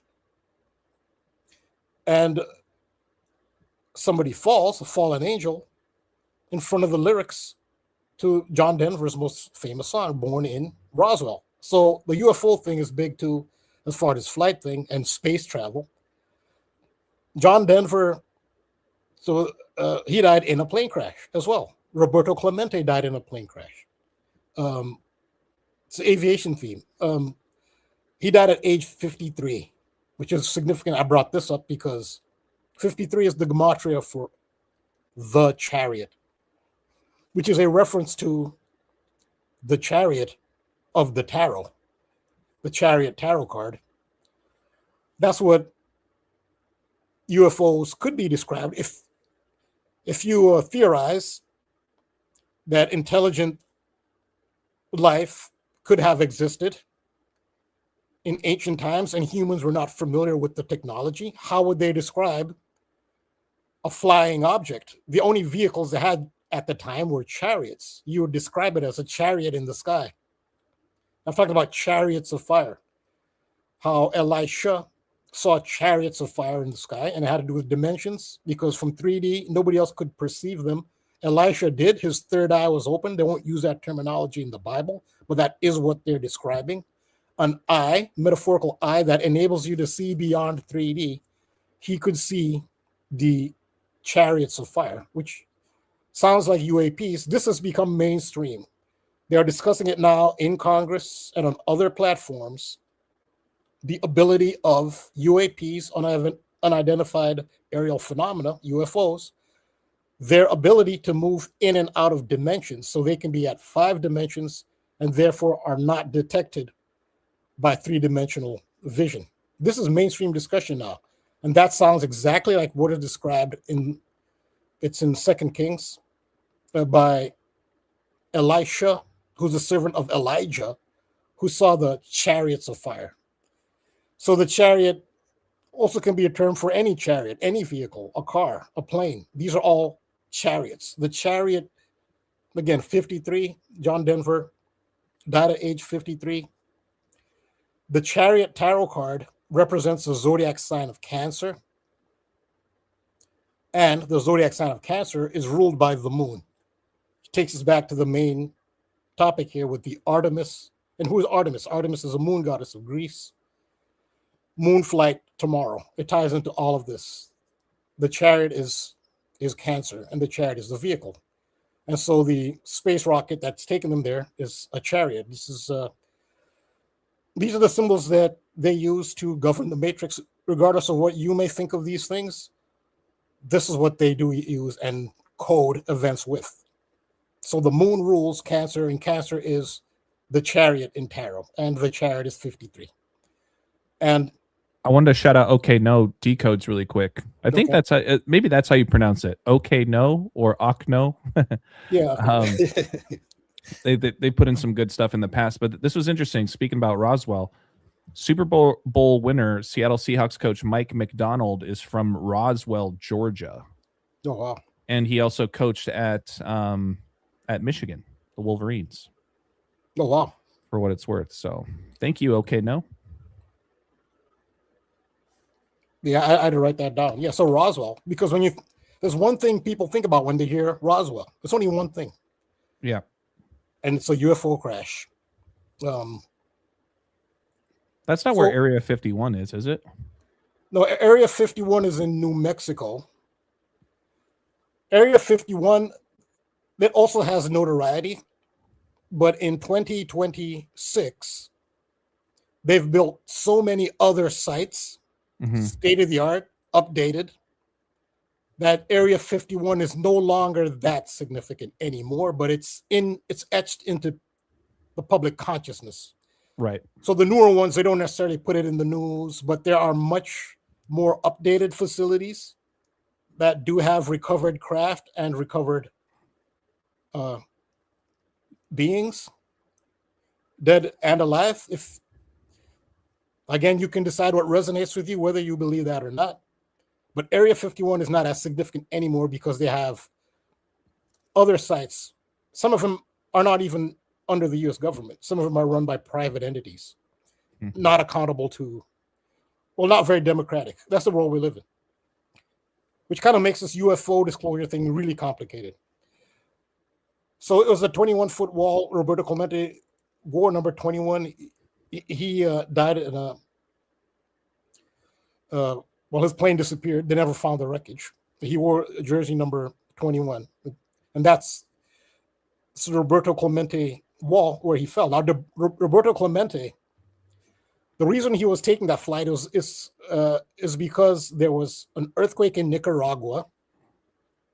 Roberto Clemente had done Winter League baseball in Nicaragua, so he had some attachment to Nicaragua. He's Puerto Rican, but he had some attachment to Nicaragua because he had been there for Winter League baseball. So he has some attachment. And so when he heard of the earthquake and the devastation, he wanted to participate in the relief. So he paid for huge amounts of relief to be sent to Nicaragua. He found out, and the public found out, that that relief was not going to the victims in Nicaragua. It was being taken by pretty much the elite of Nicaragua. Were taking all that relief. So he was doing all this hard work and just volunteers and putting the word out, getting donations, putting in his own money, and they weren't getting it, which really, you can understand, it really angered him. So what he did was, he said the next shipment of aid to Nicaragua, he will accompany that aid to make sure it gets to the victim. And that's when the plane disappeared. So just think about that. Who's behind that? The elite siphoning off the funds. So now he's a baseball player, doing as much as he could. And the elites, it looks like they weren't having it because they were, most likely what they were doing is they were taking the relief and then selling it. Kind of like something like the mob would do at a profit. And when he got involved, well, they didn't have it. He was going to make sure, no, I'm going to be on the ground in Nicaragua and make sure they get the relief. So, and that's when his plane disappeared. So he's like an angel. He's very angelic. He has a very angelic, honestly, persona, Roberto Clemente. He's an angel. So he's a fallen angel as well, but a positive angel, not a fallen angel like Lucifer, but an angel, an actually positive angel who fell. So he has that theme as well. So Moon is 21. It's a big one I've talked about. Moon is 21. It's a 21-foot wall. He wore 21. Artemis is the Greek goddess of the moon. That's the name of the rocket that's going to launch tomorrow. Air Jordan. I'm talking about Air Jordan.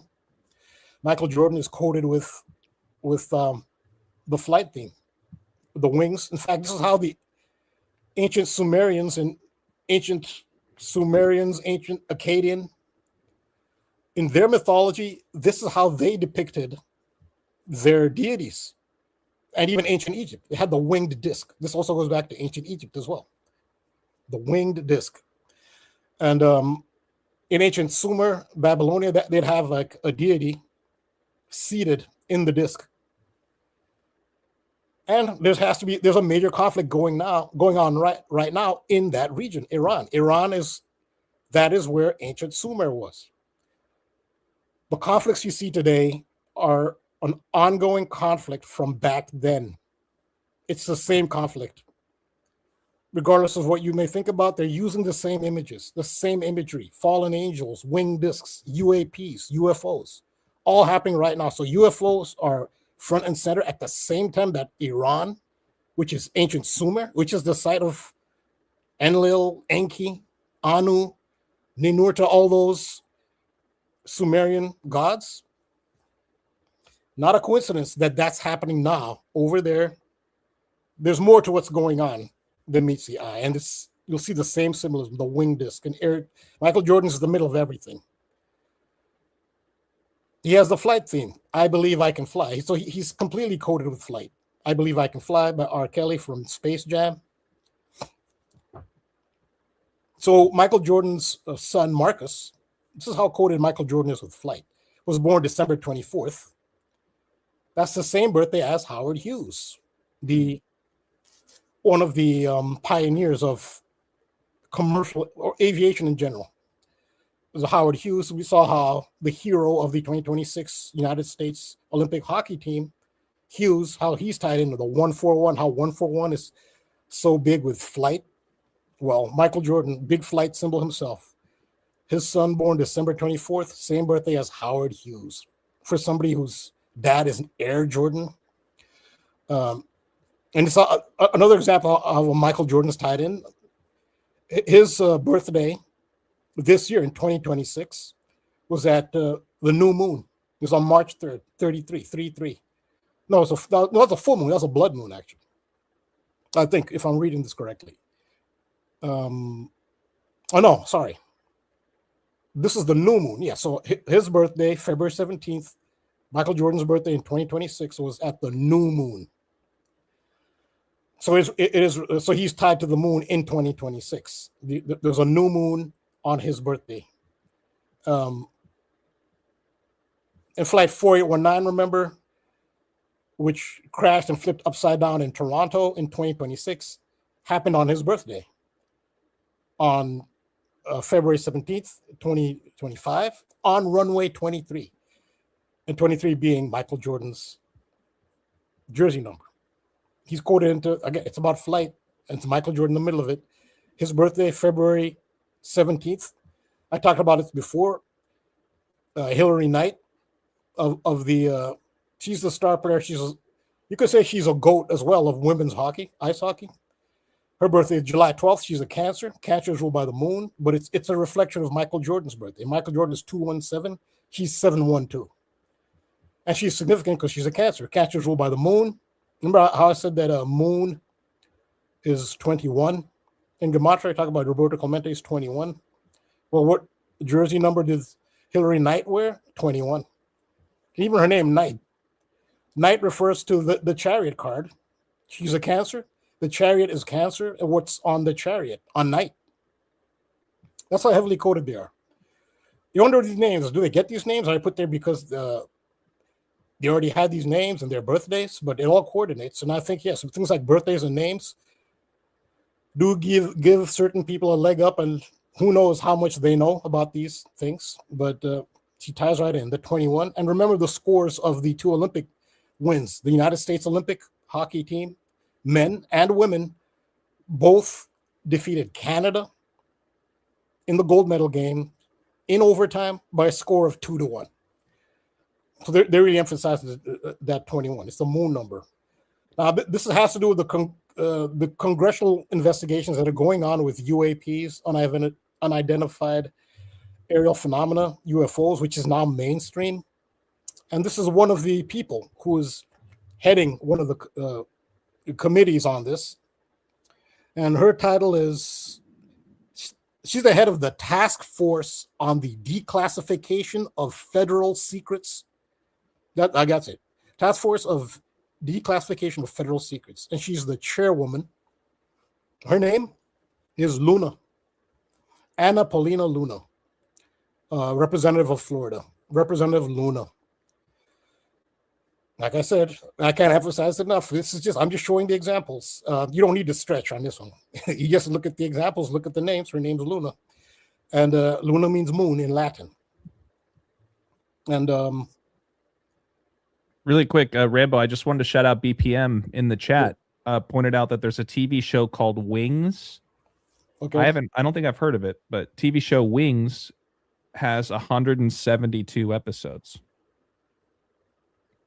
Oh, okay. That's brilliant.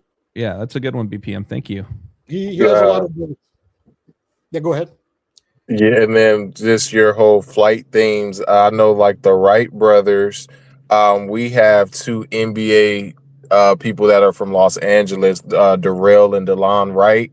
So they're the Wright brothers. But I know Darrell was drafted, of course, by the Heat, the Florida team, and his brother was drafted. The first team he played for was Canada. He played for the Raptors. And those were the Wright brothers that are from out here. But one played for Air Canada and the other one played for the Florida team as well. Yeah, that's brilliant. Are they still active? DeLon Wright he's on the Knicks roster. I don't know if he plays. Darrell Wright retired, but I know DeLon Wright, he still is in the NBA technically. I just don't think he plays a lot. And again, great addition. And the Wright brothers, what's their claim to fame? The first ones to fly. Where was that? At Kitty Hawk, North Carolina. Where's Michael Jordan grew up? North Carolina. Yeah. There are other names. I don't have them all here. Other names are connected. You'll see North Carolina comes up over and over again in this flight theme. So yeah, Michael Jordan, he's something else. But this is Luna. She's headed a lot of the UAP, UFO disclosure hearings. The others, but let's look at her name, Luna. You think that had something to do with why she was selected? She wasn't just randomly. I mean, I think that's pretty obvious. But here's more brilliance from BPM. He added that, but he's contributed a lot. So a theme song for both the United States men's and women's Olympic hockey teams. Their theme song was the song Free Bird by Lynyrd Skynyrd.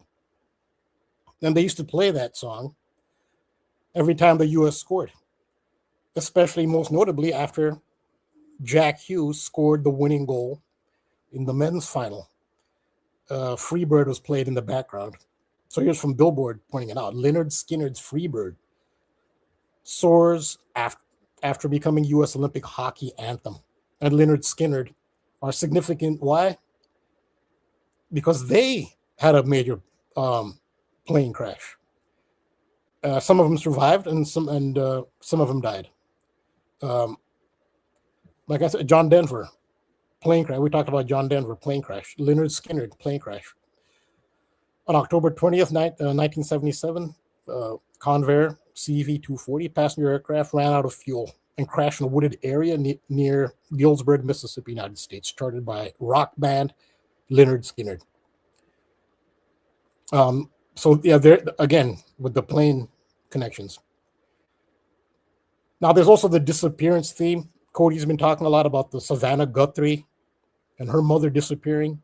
So disappearances are also associated with UFOs, UAPs, alleged abductions.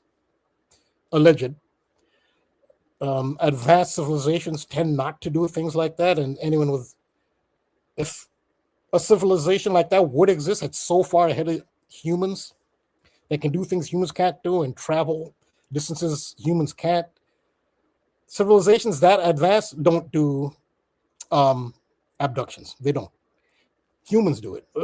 We've seen the things that the people who have influence in this world, the type of things they're capable of, they do abductions, and that's much more credible. Advanced civilizations do not do abductions, but nonetheless, abductions are associated with extraterrestrials, which is a big thing now, and disappearances. A big story now is that this UAP, UFO investigation going on now. This is mainstream now. If it's not congressional hearings, it's multiple platforms, just mainstream media platforms talking about UAPs and disclosure. So one of the things that's happened is that a former general from the U.S. Air Force, who's been involved he's retired, but he's been involved in the UFO disclosure and investigation community. He's a super smart guy, had like genius IQ. He suddenly disappeared. It's U.S. Major General William Neal McCasland. A lot of MCs, McCasland. That's his name, Michael Collins. I'm sorry. The third Apollo 11 astronaut, who's MC. It's Michael Collins. I forgot his name. It's Michael Collins. So it's, and again, look at that, Neil Armstrong. It's Neil Armstrong, Buzz Aldrin, and Michael Collins. So his middle name is Neil, and he's a MC, Michael Collins. Remember, there's Mariah Carey, who sang Volare, which means fly in Italian, at the Olympics, which, where Jack Hughes was the star, and his girlfriend, which just looks very arranged, if I'm honest. Celebrity couple. Her last name is McRae, Tate McRae. So the MC, Moonchild. I'm going to shout out to Sean Desad for the Moonchild connection via KODI. But that's big. Moonchild, which ties into Jack Parsons, who ties into rocketry. Jack Parsons. One more. What is that?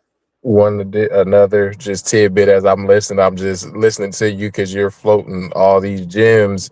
Again, a wrestling piece, a huge old school tag team, the Fabulous Freebirds. Yeah, the Freebirds. So their one of their members was Buddy Roberts. He went by Jack. His name is Buddy Jack Roberts, or he was born in Canada. Where did he die? In Chicago, Illinois. It's amazing. Wow.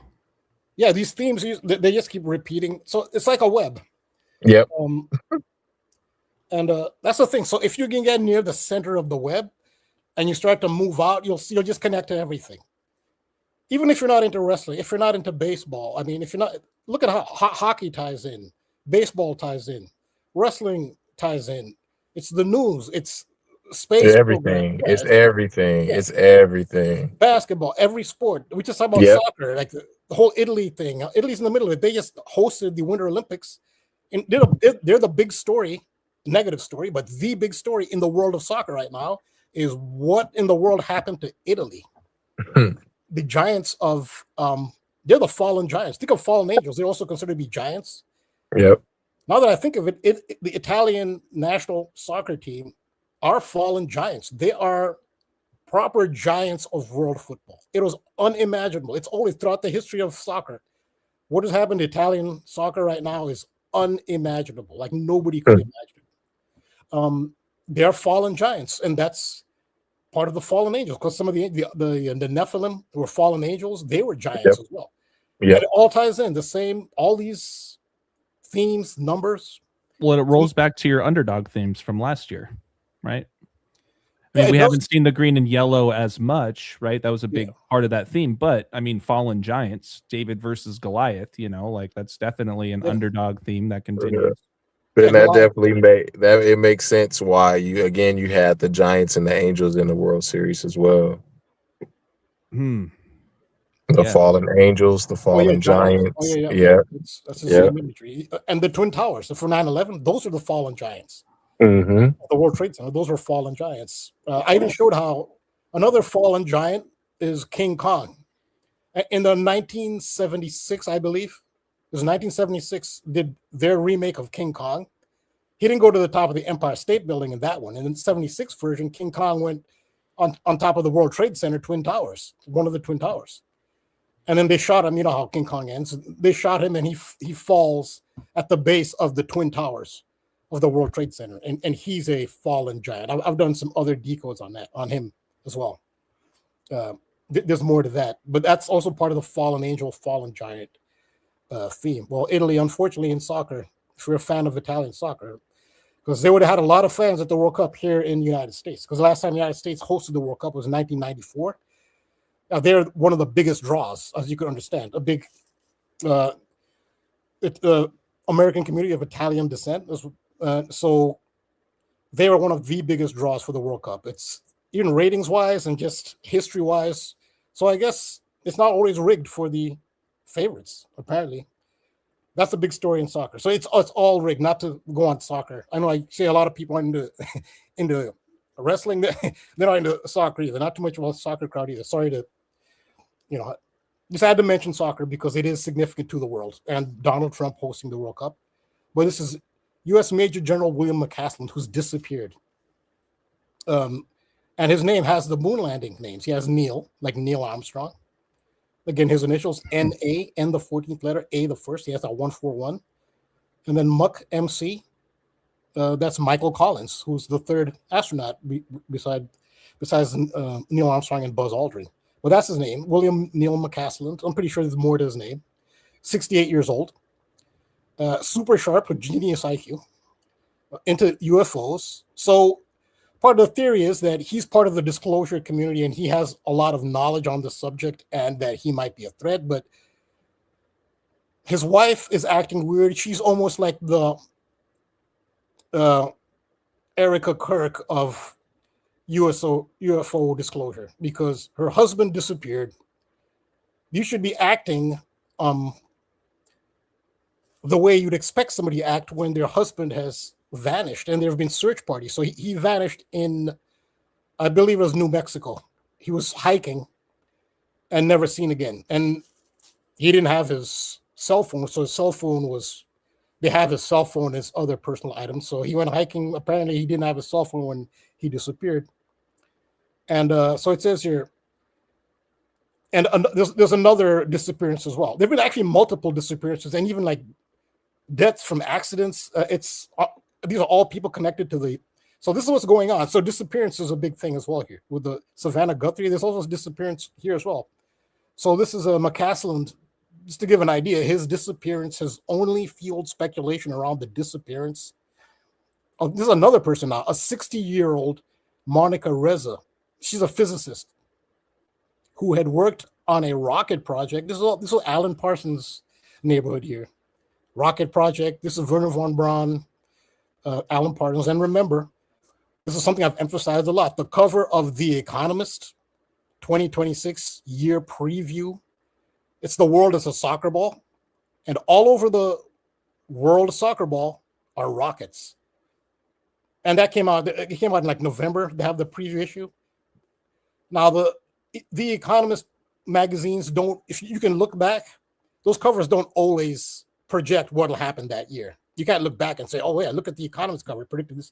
It doesn't usually do that. But this year, those rockets, even what's going on in the Middle East with war, the rockets are at the center. And then this launch, it really was this. I mean, if any cover has predicted what will be the main theme of the year, it's this, the Economist cover of 2026 with all those rockets on it. And soccer, again, sorry to bring up soccer, but it is the World Cup, and they have a little soccer player kicking a ball, and the ball is the world with all the. So Monica Reza, now she disappeared in California, and she was on a rocket project overseen by McCaslin. So she's connected, and she disappeared in June of 2025. She disappeared for a while now, since June 25. In a chillingly similar case, Reza was last seen hiking. She was also seen hiking in California forest with a colleague, smiling and waving moments before she vanished off the face of the earth.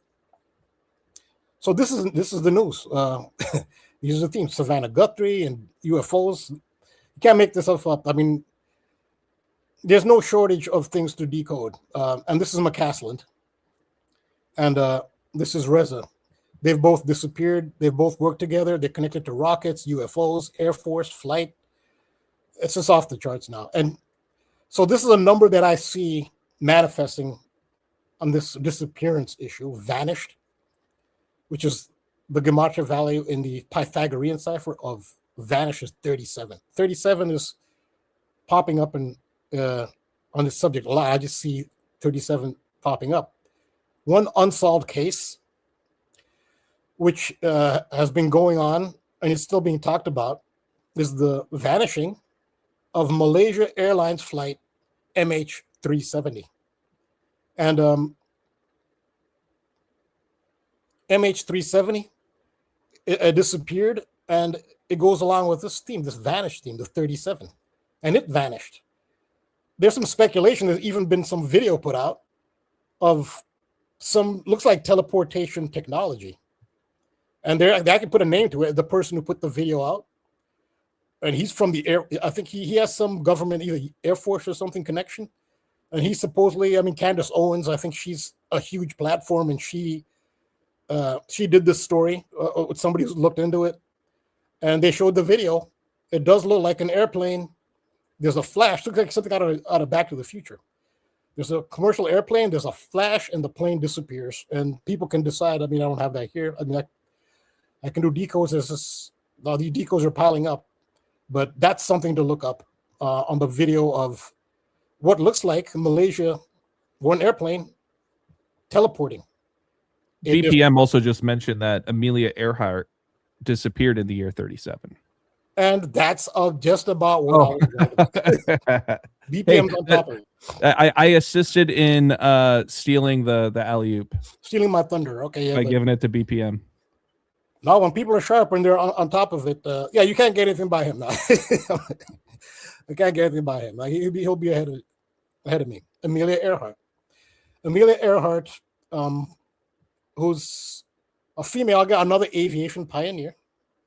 And say, well, why are we talking about Amelia Earhart? You can just randomly point out aviation themed people in 2026. No, well, the reason she is relevant in 2026 is because Donald Trump himself, on September 26th, 2025, President Donald Trump announced that he'd ordered all government records concerning Earhart to be declassified and released. So Donald Trump has made Amelia Earhart relevant now in 2026 because he's ordered the release of documents surrounding her. But you see this flight, this overwhelming flight theme in everything that's going on right now, from sports to politics to popular culture to history, everything. It's flight. Flight is the theme. So yeah, Amelia Earhart. It was in March 37 in Oakland. Oh, this is where it's pictured. But that's when she disappeared July 2nd in 1937. So yeah, that's the again, the vanished number, 370. Malaysia disappeared, 370. This 37 is a disappearance vanishing code, especially dealing with aviation. Remember Renee Good, her license plate had Pilot on it. It was a Honda Pilot. What age did she die at? 37. Renee Good died at 37 in a Honda Pilot. Air Canada. When was Air Canada? Air Canada's been in the news with the flight 8646 that crashed on the runway of LaGuardia Airport in New York City on March 22nd this year. That's Air Canada. That appears to have been projected when Flight 4819, Delta 4819, flipped upside down on Michael Jordan's birthday on runway 23 in Toronto. Because very prominent in the background was Air Canada. It did seem like they might be pointing at something. Well, then what happens the following year, March 22nd, is Air Canada's in the news. So, well, when was Air Canada founded? In the year 37, on 10th April 37. In 88, that's the Trump number, in 37. So, yeah, 37 ties into the disappearance, tied into UFOs. And so this flight in Toronto with Air Canada in the background, 4819, that crashed on Michael Jordan's birthday, runway 23. So Amelia Earhart is a female pilot pioneer. Well, this plane was actually piloted by a female, so a female pilot was relevant there. And she also ties into, so much is tied in. It ties into my other decodes. If you remember last week, anyone who remembers last week, or patrons who've seen my videos on the beauty queen connection with Venezuela, Donald Trump, the main part of that ritual with Venezuela removing Maduro was to get the female. This is a big year for females. It was to get the female in office in Venezuela. She wasn't going to get voted in. Something had to happen to higher powers did this. Trump didn't do this. Higher powers than Trump did it. That determined things like this. There's about Delcy Rodriguez, first female. So that was the first USA Venezuela. The second USA Venezuela was in Miami, the only major American city founded by a female, Julia Tuttle. In Miami, Venezuela defeated the United States in the World Baseball Classic in the final game to win the title. So that's USA Venezuela. You could say that was Venezuela tied it by defeating the USA. That's the second. And what I've predicted, and I've been decoding, how many maybe I'm the first. I don't want to take credit I don't deserve, but I think I'm the first. Decoded beauty pageants. Yes, especially when you have Donald Trump, former CEO of Miss Universe, beauty pageants are very relevant. What was Erica Kirk doing earlier in her life, winning Miss Arizona beauty pageant? And which is the most dominant country in beauty pageants in the world? It's Venezuela. Venezuela by far dominates the whole world in beauty pageants. When you take it at a totality, beauty pageants as a whole. In Miss Universe specifically, which Donald Trump was the CEO of, the United States has won 9 Miss Universes, and Venezuela is second with 7. So you could say that United States is up on Venezuela 9-7 in beauty pageants. And I think that it's significant to look out for what happens in the next Miss Universe, which will be in November of 2026. Miss USA has not been determined, but Miss Venezuela has been determined because they hold theirs in December. So Miss Venezuela has been determined, and she's already very interesting. You look at her name, can't make it up. Her name is Clara Vegas, like Las Vegas, who plays for the Vegas Aces. Bam Adebayo's girlfriend, who's one of the GOATs of Asia Wilson, plays for the Vegas Aces. I talk about aces having to do with cards. Donald Trump held up an ace of diamonds playing card on the cover of Time magazine in 1989. And we spoke last week about how playing cards coordinate with days of the year, and whose birthday ties in with the ace of diamonds, Delcy Rodriguez, who Donald Trump helped get into power, Venezuela. It's a big year for women. I'll really look out for teams owned by women. And you had pointed out maybe states who have female governors. I would look out for that. We've already had the Super Bowl where a female owner lifted the Lombardi trophy. So the beauty pageant thing is big as well, because the pilot of this plane that flipped upside down in Toronto is Kendall Swanson is her name, and she's a beauty pageant contestant. So that ties into the female pilot. So there's another issue with Amelia Earhart, which I didn't even know about this. It turns out this has become a very mainstream conspiracy theory. Very mainstream, but even Wikipedia addresses. I didn't know about it. I'm glad I actually found out about it. So Amelia Earhart disappeared. And when you disappear and no traces of your plane are found, well, your death is never really finalized or confirmed. And if you wanted to, in theory, fake a death, things like a plane disappearing, like, for example, JFK Jr., who in the middle of the night, in the dead of night, got on a small plane in New York City. He flew up, I think, towards the Long Island Sound, which is to the east of New York City. In the middle of the night, it's a dead of night, it's total darkness, and then we're told that his plane crashed. There's no witnesses or anything, so there is speculation on the veracity of the death of JFK Jr. and his partner in a plane, because there are no witnesses. It's the dead of night, but they do pull the plane out. Okay, so we see the plane, but where's, I don't know. I don't think the body was ever recovered. But so the same thing with Amelia Earhart is she just disappeared. This is a whole vanishing 37 code. Vanished at 37. She disappeared in the year 37. There is speculation, and even Wikipedia talks about it. So Amelia Mary Earhart disappeared July 2nd, 1937, declared dead January 5th. But she disappeared on 1939. So it took a while, but she disappeared on July 2nd, 30. So it took a while for them to actually declare her dead, but she disappeared in 37. An American aviator and aviation pioneer, this was the theme now, who became one of the most celebrated figures of early flight. And this is about Donald Trump, has brought her up. Donald Trump, September 26th, again, 26, that's the female number. 26 is a big female number, 26, again. Queen is 26 and 62. Madonna is 26 and 62. Girl is 26 and 62 in the base ciphers.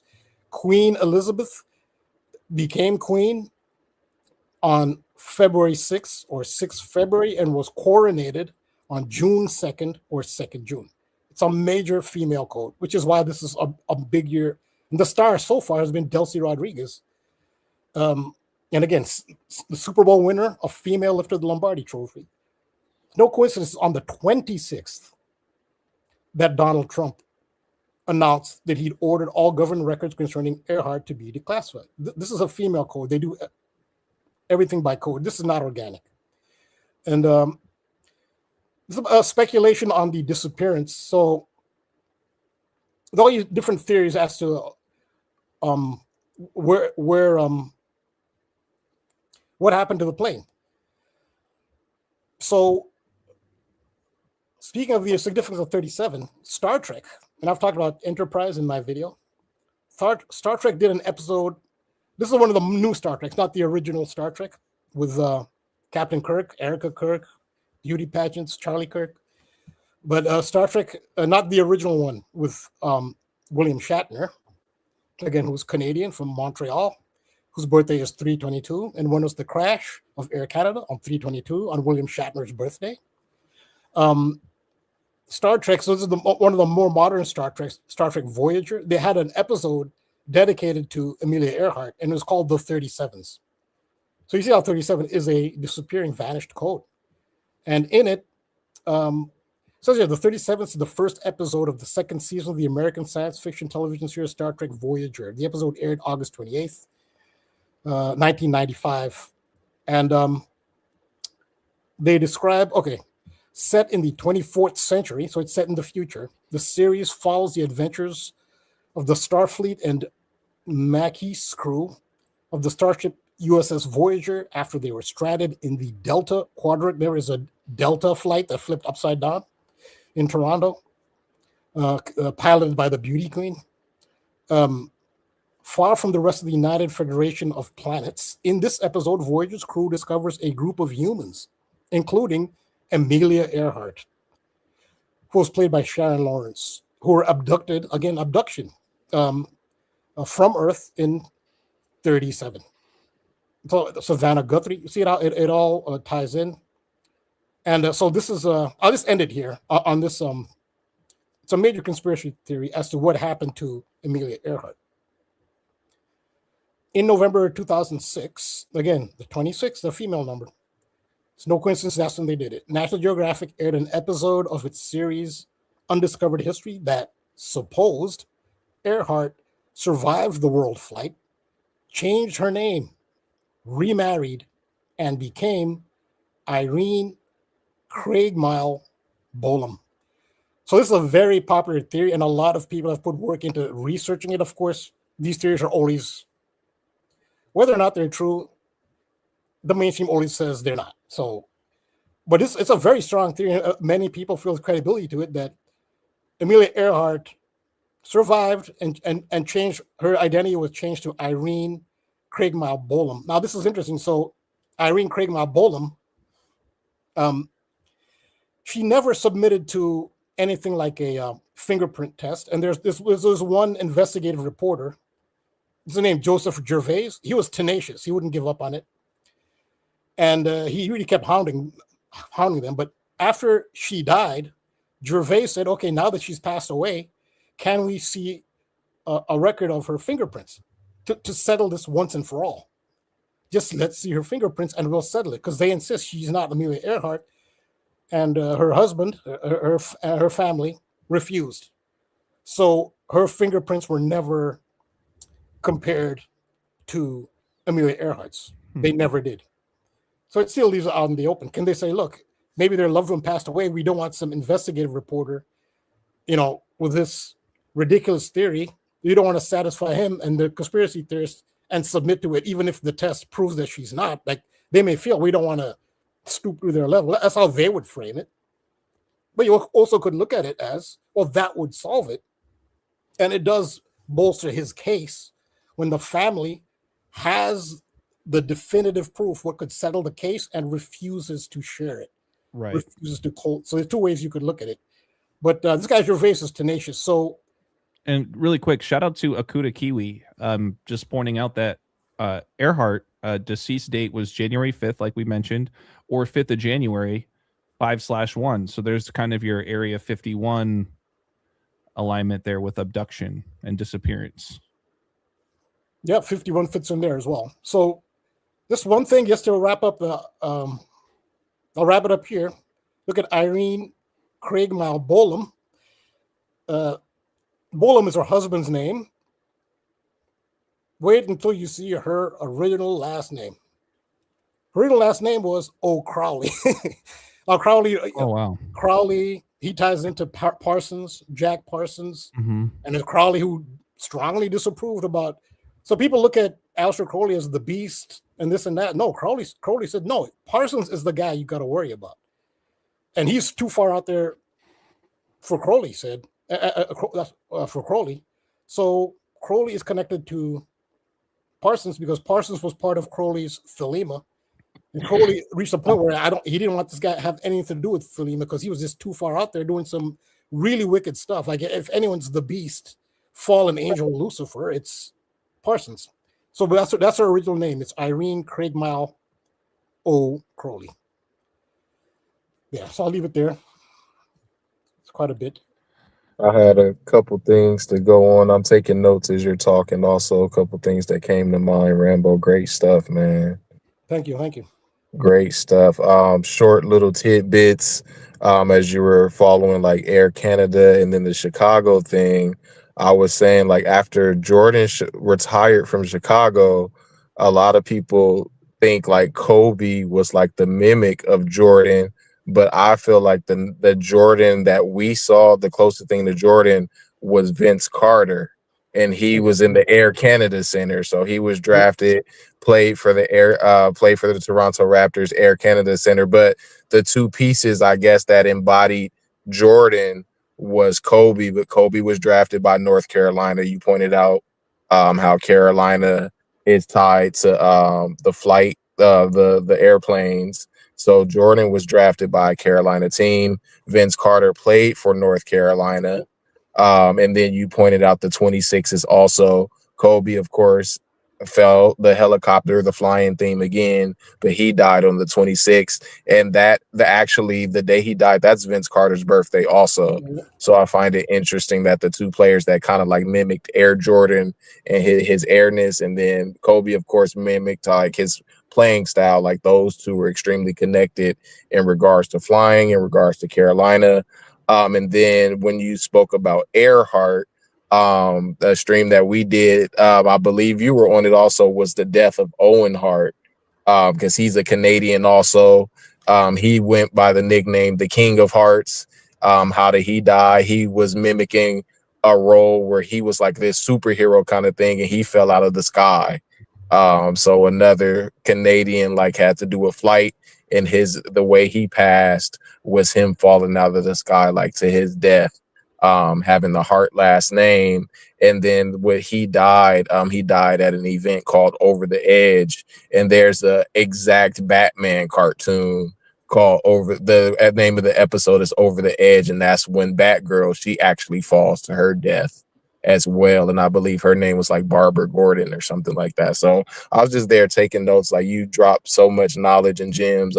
Those are my little tidbits to add on to what you already covered. Just amazing stuff, man.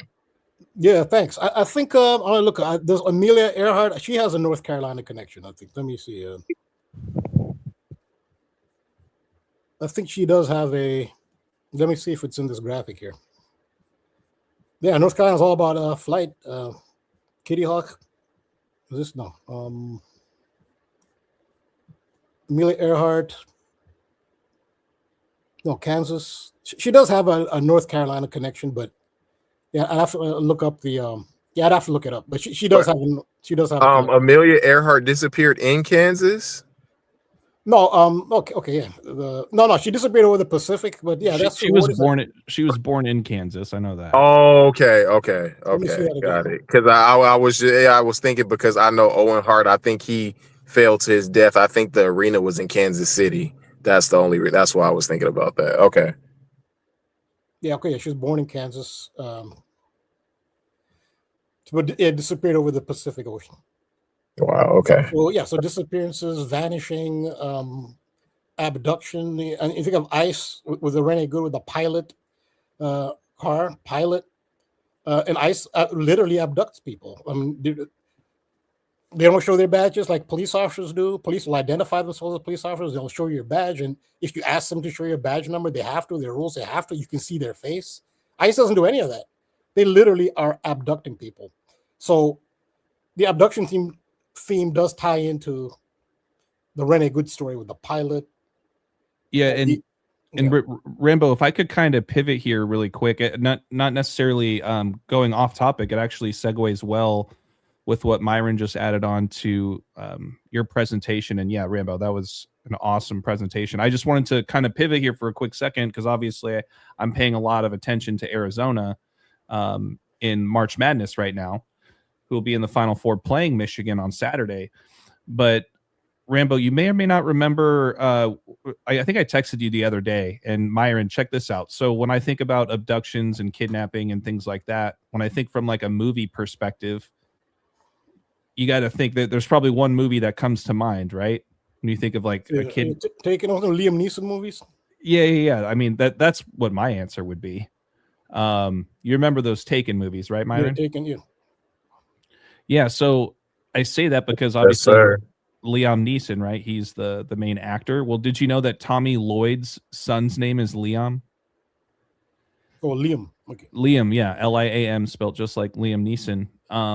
But I say that because this pulls right back in, you guys, to everything you guys were just talking about with Michael Jordan. There's only one school right now that's really trying to get Tommy Lloyd, who is the head coach of Arizona as we speak. And so that this is kind of the big buzz right now, besides the Final Four itself, is that North Carolina specifically wants Tommy Lloyd, and just the last couple of days, rumors spread that Michael Jordan called Tommy Lloyd directly. So when we think of just the abduction, the flight themes, here was the other piece. Amelia Earhart, right? Earhart, Arizona, Air Jordan, right? And Earhart, right? Goes back to the love themes. And don't forget that Arizona was founded on Valentine's Day. And the other thing I just wanted to mention, fun fact, if you guys didn't know this, Tucson, home of the University of Arizona, is also home to one of the biggest airplane boneyards in the country. Have you guys ever heard of the Tucson's airplane boneyard? I don't know if this is the one, but there is someone, I forgot his name. He's one of the major 9/11 investigative reporters, labeled a conspiracy theorist. He actually went to this. I don't know if this is the one. This might be the one. His theory was that they got a plane from this boneyard, most likely this one, and they painted it with American Airlines and United colors. And then they remote controlled it into the buildings. And there's mainstream, this is official, declassified, official American history. Again, in this community, we don't need to preface that, but to the rest of the world who think that people in power never do evil things, for some reason, people think that. And what a wonderful world we would have if these anti-conspiracy people were right. If only they were right. Right? Nonetheless, for them, Operation Northwoods, this is American history, established, declassified, United States government considered doing exactly that. So you'll take a commercial plane, you'll get an identical plane, which you'll remote control. So the commercial plane will take off with its passengers and flight crew. You'll land it, then you'll fly by remote the replacement plane, which looks identical, same colors and all the identification number. And then this is targeted at Cuba. They're going to blame, I think, Cubans for a terrorist act. They're going to fly it into some American target. There'd be American casualties, and they would blame Cubans for it. This is mainstream. This sounds like whatever for mainstream people like which is unfortunate that people are that naive to grasp the idea that yes, they do evil things like this. Yes, they do, and you shouldn't always trust them. It's like talking to children. It's unfortunate. Nonetheless, Operation Northwoods. I think you can actually read it just to clarify exactly what it was. But here we go. It was a proposed false flag operation which originated within the Department of Defense of the U.S. government in 1962.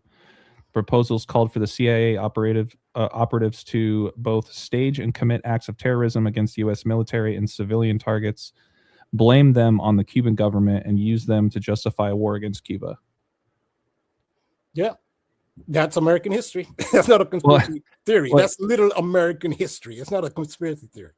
And like you just said here, Rambo, the possibilities detailed in the document included the remote control of civilian aircraft, which would be secretly repainted as U.S. Air Force planes, a fabricated shoot down of a U.S. Air Force fighter aircraft off the coast of Cuba, the possible assassination of Cuban immigrants, sinking boats of Cuban refugees on the high seas, exploding a ship, and orchestrating terrorism in U.S. cities. And it was rejected by Kennedy, apparently. Yeah, so this is American history. It's an actual proposal that they've done. Like, if this is American history, why is it so hard to believe that 9/11 might have been done by American powers? This is American history. They've actually proposed this. Everybody, even Snopes, won't even touch this because all they do is debunk. Right.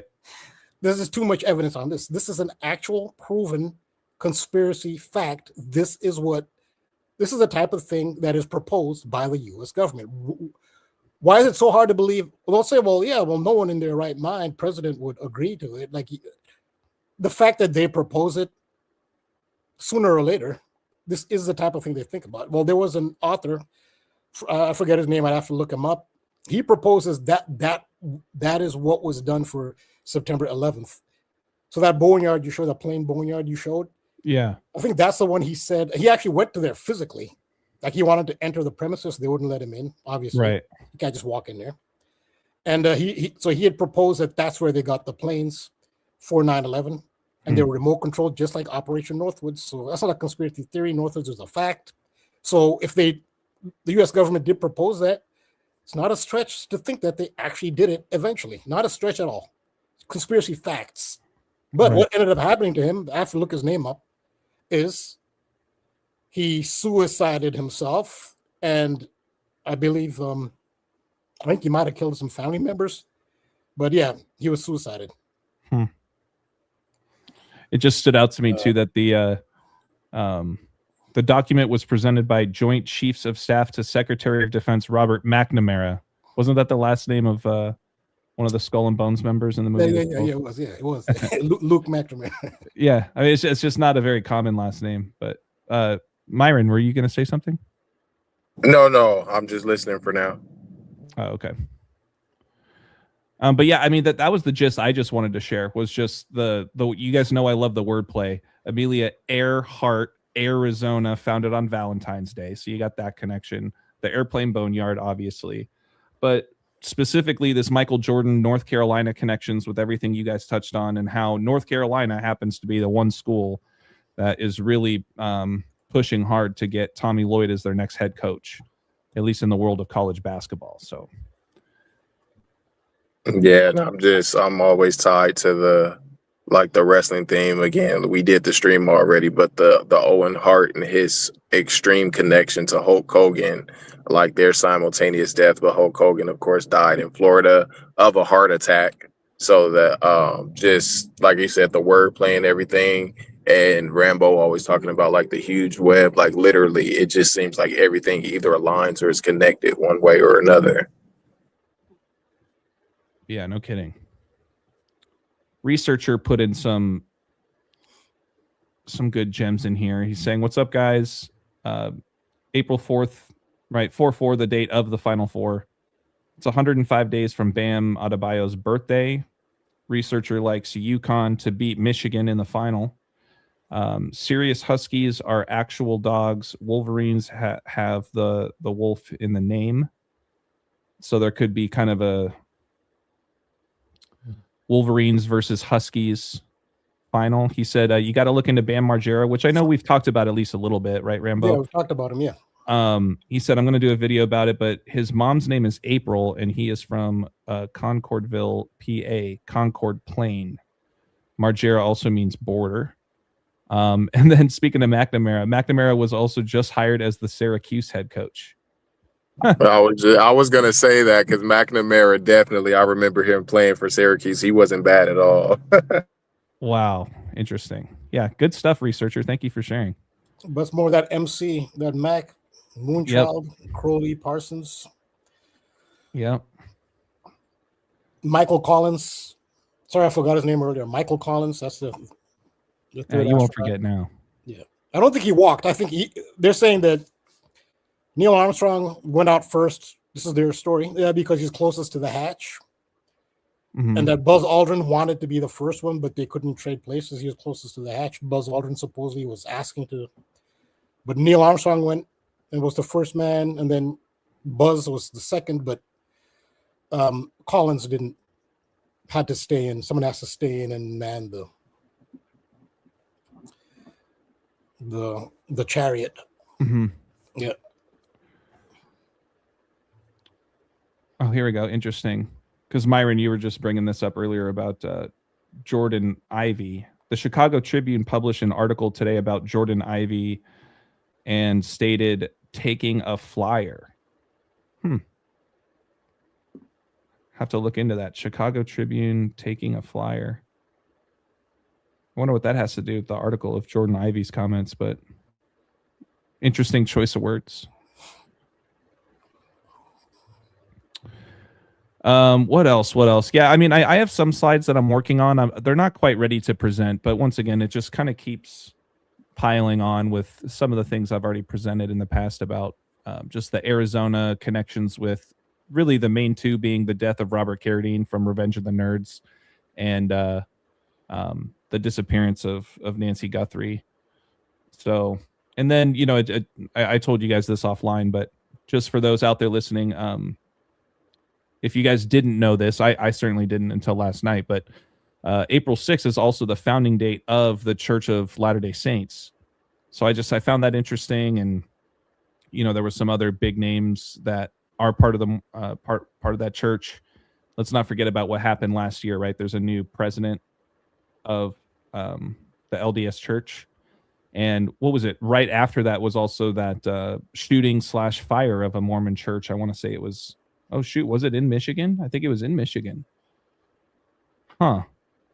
I have to go back and double check on that, because that's pretty big. I mean, just thinking back on that story. But I got more to share on that when the time is right. Obviously, I'm just keeping an eye on what's going on weekend by weekend with the tournament. But that's pretty much all I had to share for tonight.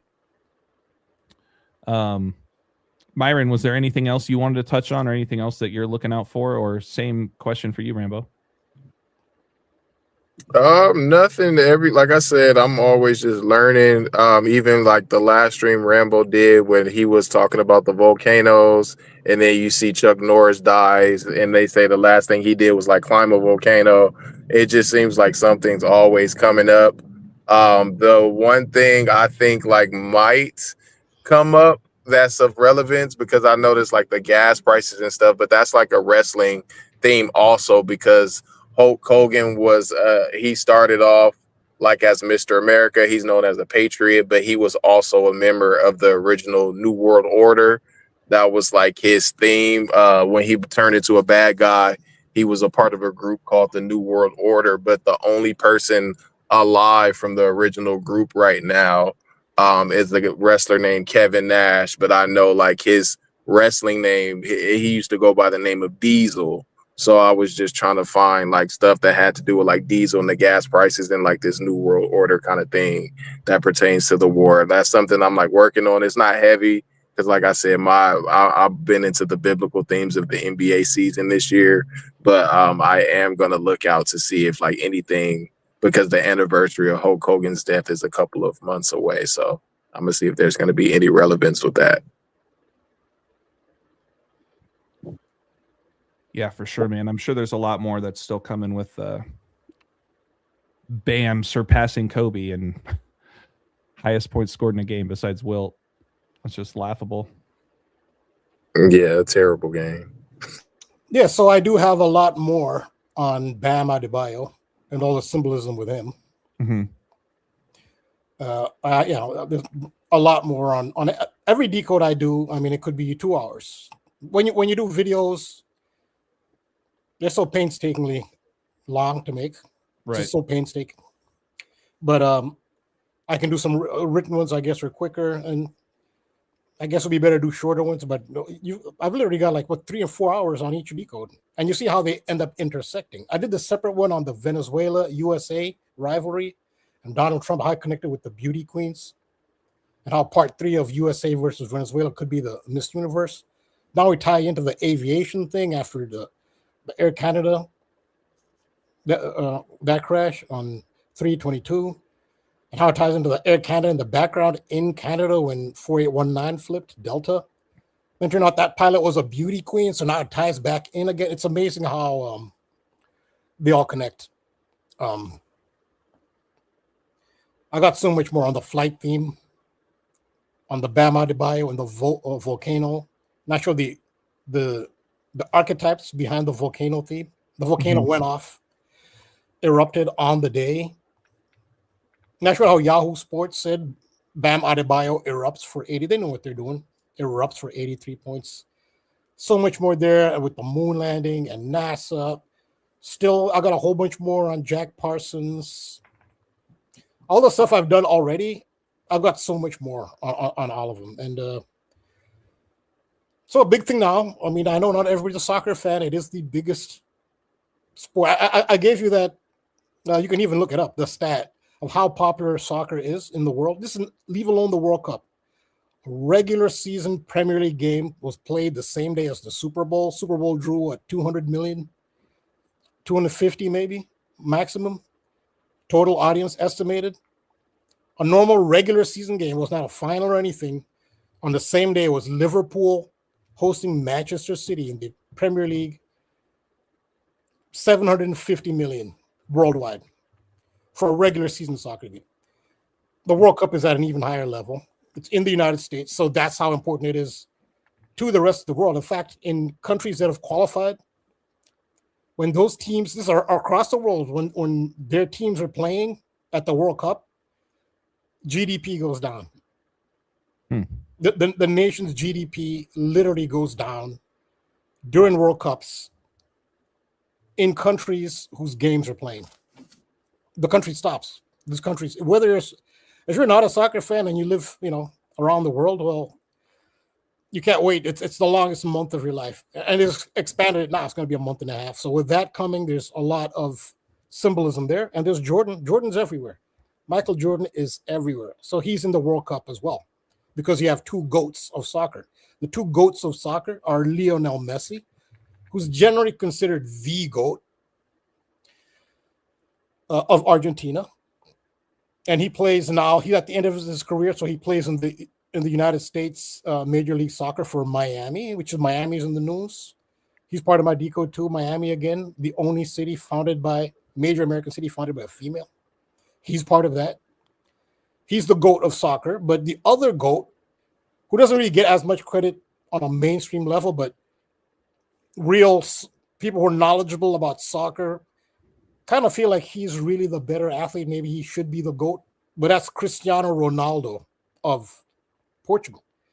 When the World Cup starts, so they're both at the end of their careers. Ronaldo will be 41 years old, and Lionel Messi will be 39. So this is the last dance for them. So that's why I use that term, the last dance. I use that deliberately because that was the title of the documentary about Michael Jordan and the last go around for that Jordan Bulls dynasty. That's a very highly rated documentary called The Last Dance. This will be the last dance for the two GOATs of soccer, which is Lionel Messi and Cristiano Ronaldo. And so there's the GOAT theme there. Now, this World Cup is the 23rd World Cup. So there's Jordan there. there's a country that is qualifying for their first ever World Cup. They've never qualified ever. This is their first World Cup, and that is Jordan. Cooper's calling. I'll be right back. But keep going, Rambo. Well, oh yeah, okay. Okay, I'll have to. You're good. I'll be right back. I'm going to kind of wrap it up. Okay, well, the country of Jordan qualified for their first ever World Cup. Happens to be the 23rd World Cup. Now, the two GOATs. Wow. Yeah, so the two GOATs of soccer, this is about the GOAT.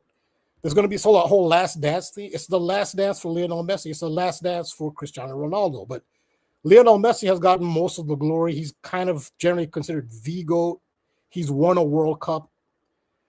And Cristiano Ronaldo has pretty much won everything else that Lionel Messi has won.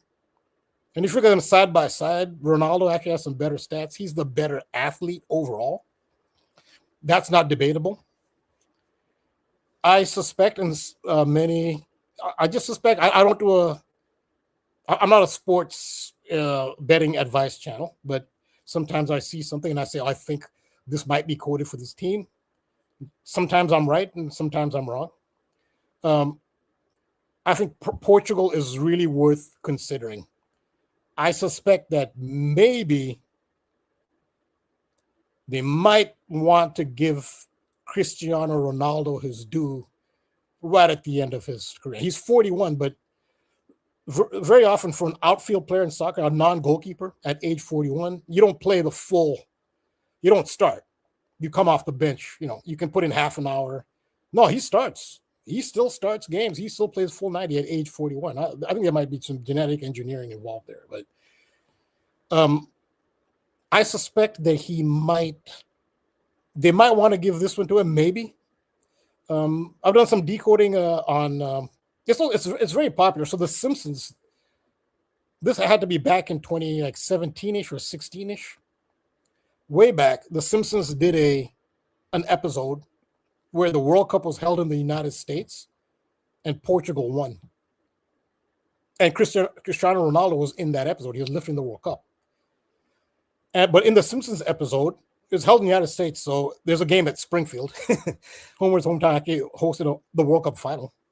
So Homer and his family decided to go to the World Cup final because it's in Springfield. They'd never watched a soccer game before. It was the World Cup final. It was Portugal versus Mexico.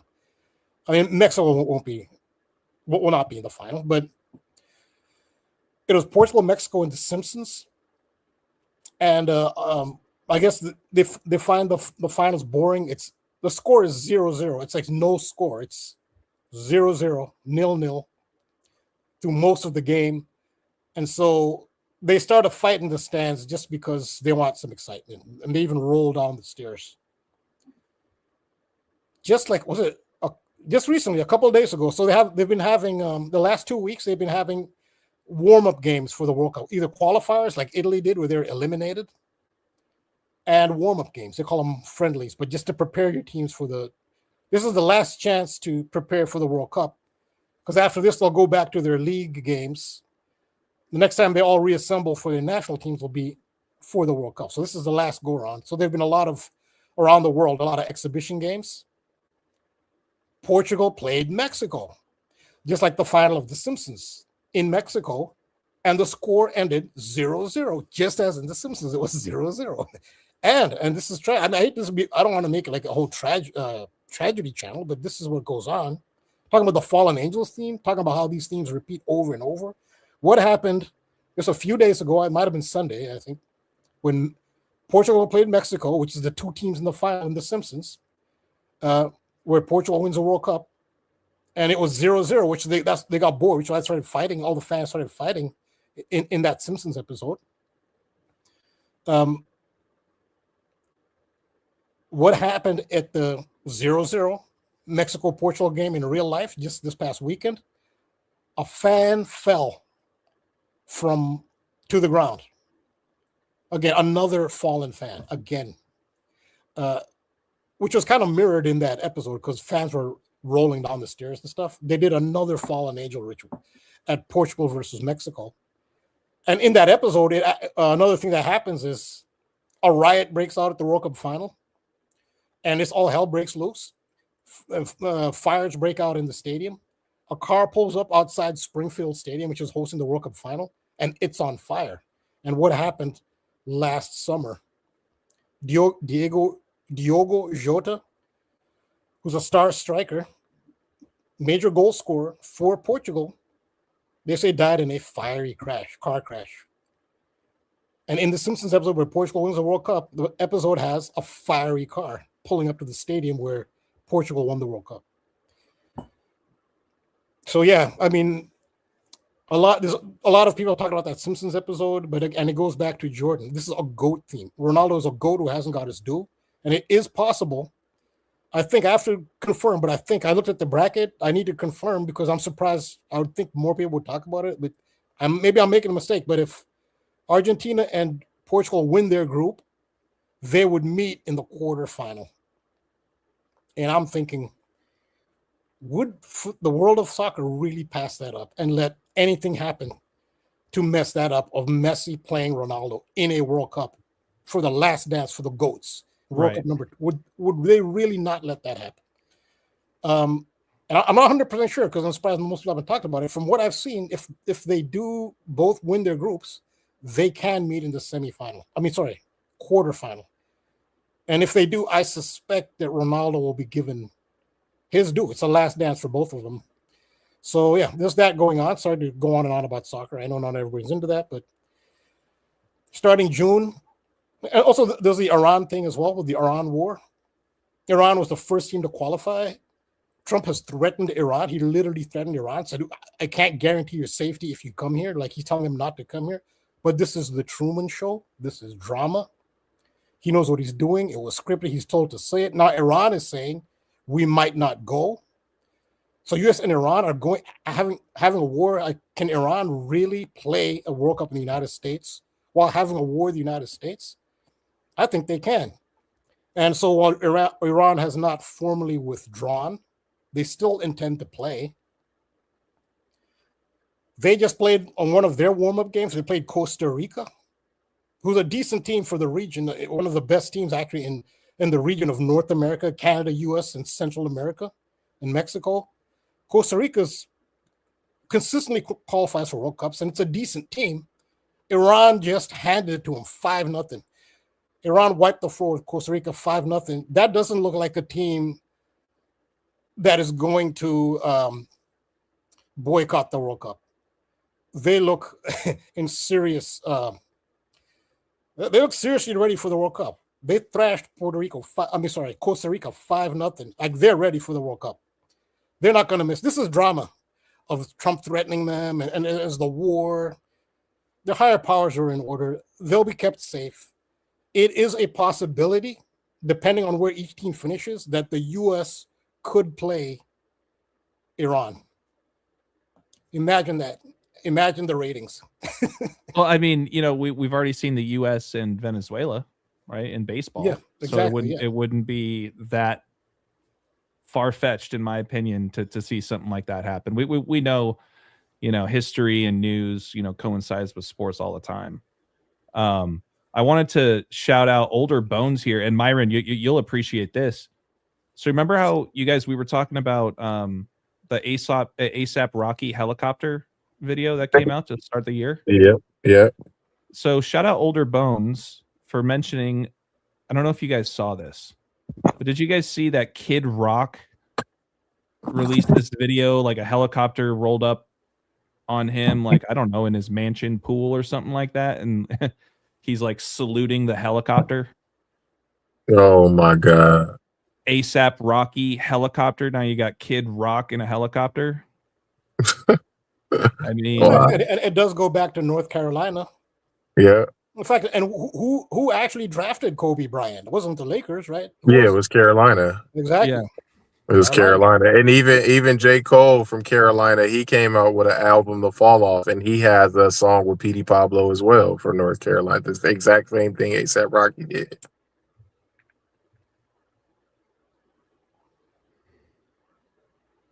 It's bizarre, man.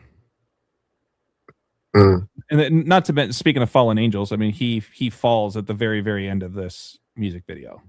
Yep. Right? The whole time he's hanging from the helicopter and doing all kinds of stuff, and then So another thing I talked about last week, which is for me, from my observation, this is the symbol at the middle of the web. There's the I and this and that we notice, and the numbers and 666. From my observation, at the center of the web is the cycle symbol. It's the cycle. The cycle. That is the central symbol. It's rotation and the cycle. I'm talking about wheels, which is part of the chariot. I talk about the chariot. The helicopter is the chariot. That's part of the chariot symbol. It's full of its wheels, its rotation, its movement. There have been a ton of rotation symbolism. This is part of that. It's that cycle symbol. To me, that is the number one symbol for whatever is the code to this matrix. It's the cycle. Could you also say it's also like the circle? I mean, from like a geometry perspective, right? Yeah, the circle is part of the cycle symbol. Yeah. Yeah. And I also wanted to, I was just thinking about this as we've been talking about Michael Jordan and flight. Rambo, haven't had a chance to see your latest video, but have you done any, I don't know, look into this movie that came out? And this is the funny part. You know this movie, right? Air, with Ben Affleck and Matt Damon. Yeah, I'm not really that familiar with this. Yeah, so it's called Air, and it's about Michael Jordan, and even though he's not even in the movie, but it's mainly about how Nike was able to sign Michael Jordan, essentially, despite Nike not being a very popular shoe brand at the time. But it's called Air, right? It's about Michael Jordan's Air sneakers. But check this out. Look at the we look at the release date. Myron, you'll like this. Well, first of all, the main character, his name is Sonny, right? And we touched on this very briefly with KODI, but this upcoming Sunday is Easter Sunday, April 5th. So Easter this year is going to be the 3-year anniversary of the release date of this movie, Air. Isn't that Jordan's first jersey number? 45? That's the second when he came back from retirement. Yeah, he wore 45, right? Yeah, he wore 45. Yeah, but how about that? I mean, it's all about resurrection, right? So like rising, air, flight. Oh yeah, look, it's 45 in the year 23. 45 in the year 23. Yeah, so yeah. There you go. Exactly. They know what they're doing. Yep. But yeah, no, I'm just pointing out essentially that, and it just so happens to be the 3-year anniversary of this release this coming Easter Sunday. So, but yeah, Rambo, I mean, if you haven't had a chance to look into it, I'm sure you can find some interesting stuff in there. KODI's a lot better at kind of just diving in and finding things on the fly. But, I mean, right here, yep, April 5th in the US. 112 minutes, like Chicago Bulls. Yeah. There's a lot of stuff to it, but I'm sure you could find something interesting in there if you wanted to expand it all. I'm sure. I'm gonna check it out, man.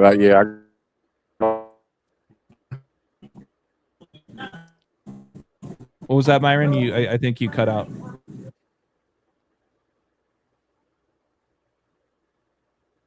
Not sure what happened there. Rambo, can you hear me? Yeah, I can hear you. Yeah. Okay, cool. But yeah, just something to take note of. April 5th, this coming Sunday, Easter will be the 3-year anniversary. So something to think about.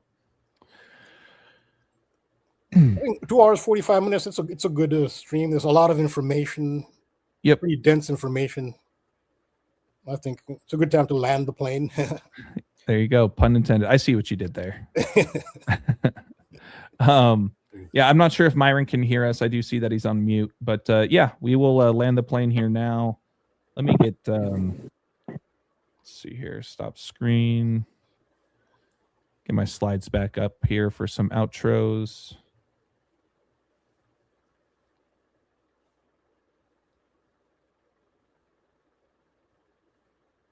There we go. Myron, mic check. Yes, sir. Can you hear me?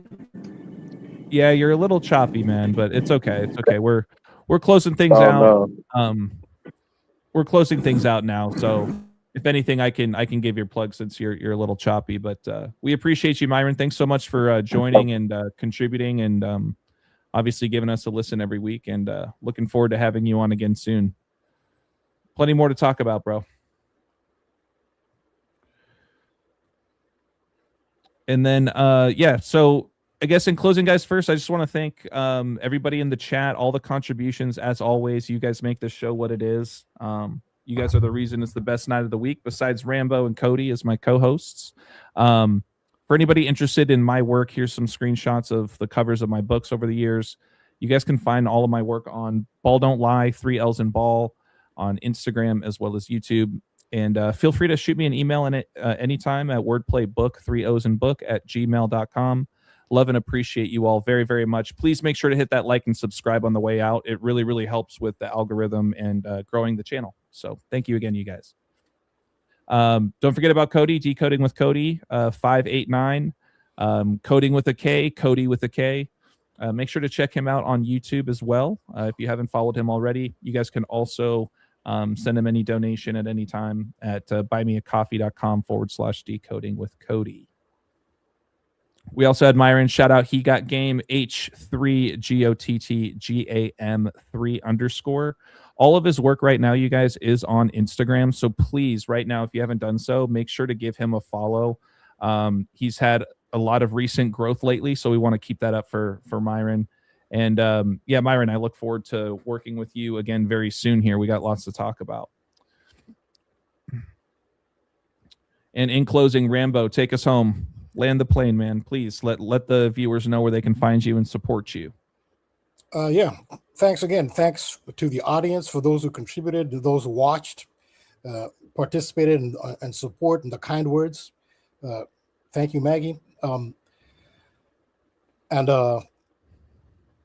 Myron, thank you, Myron, for your great decoding contribution. Cody, I appreciate Cody. He doesn't have it easy with the time, and also he doesn't have the quality connection. I appreciate Cody and all his work and his contribution anyway, doing the best he can to, with what he's got. Absolutely appreciate him. I appreciate you as well for your additions to the show and your decodes and putting the show together and hosting each week. And yeah, so all the decodes I've done and everything I've talked about, it's just a fraction of all that I have. I literally, on every subject I talk about, I've got hours, honestly. And so yeah, I'm expanding on the things I've already done, and there's always something that comes up. So I'll always have to work on things that come up, as well as I haven't finished on the things that I've been bringing up. And this is where I can be found at patreon.com/thetruthcodes, 1 tier, $5 a month. You can also join for free as well. There is some content for free. And instagram.com/thetruthcodes. Yep, doesn't cost a thing to join the free tier, obviously. He'll give you some more tidbits similar to what you guys see on this stream every week. So yeah, Rambo, thank you again always for carving out a little tidbit to share with the audience every week. It definitely motivates me to want to make sure that I'm catching the whole thing. You said this latest video was like 11, 12 minutes? Yeah, 11 minutes. Okay. It's entitled Enterprise. Enterprise. Yep. Yep. I saw that hit my email as well. I just got to make sure to check it out. So yeah, thanks again, Rambo. Really means a lot. Shout out to you, Myron. Shout out to you, Cody, and shout out to the chat. Once again, final reminder, please make sure to hit that like and subscribe. But ultimately, thank you guys so much for tuning in. Looking forward to next week as well. Got a lot going on this weekend, a lot coming up. So without further ado, we'll see you guys on the next one. Make sure to take care of yourselves. Right, take care, everyone. See you guys. Look at the word rebellion spells out the same as the rebel lion. Ain't even trying, ain't living, you're dying. Well done to the skeleton. No time for the bellion. Strawmen led by spellmen, dialectic Hegelian. Everyone's worked up waiting for the aliens. Problem, reaction, solution, little contribution. The script tells that they cast spells like nuclear fusion, spreading confusion, lie distribution. Old as hell, ain't even some new shit. Wounded radium, cranium, aliens popping up like circadians. Got me spontaneously training in the palladium gymnasium. Ultimate battle in the extraterrestrial stadium. It really just be the Mediterranean Transylvanians.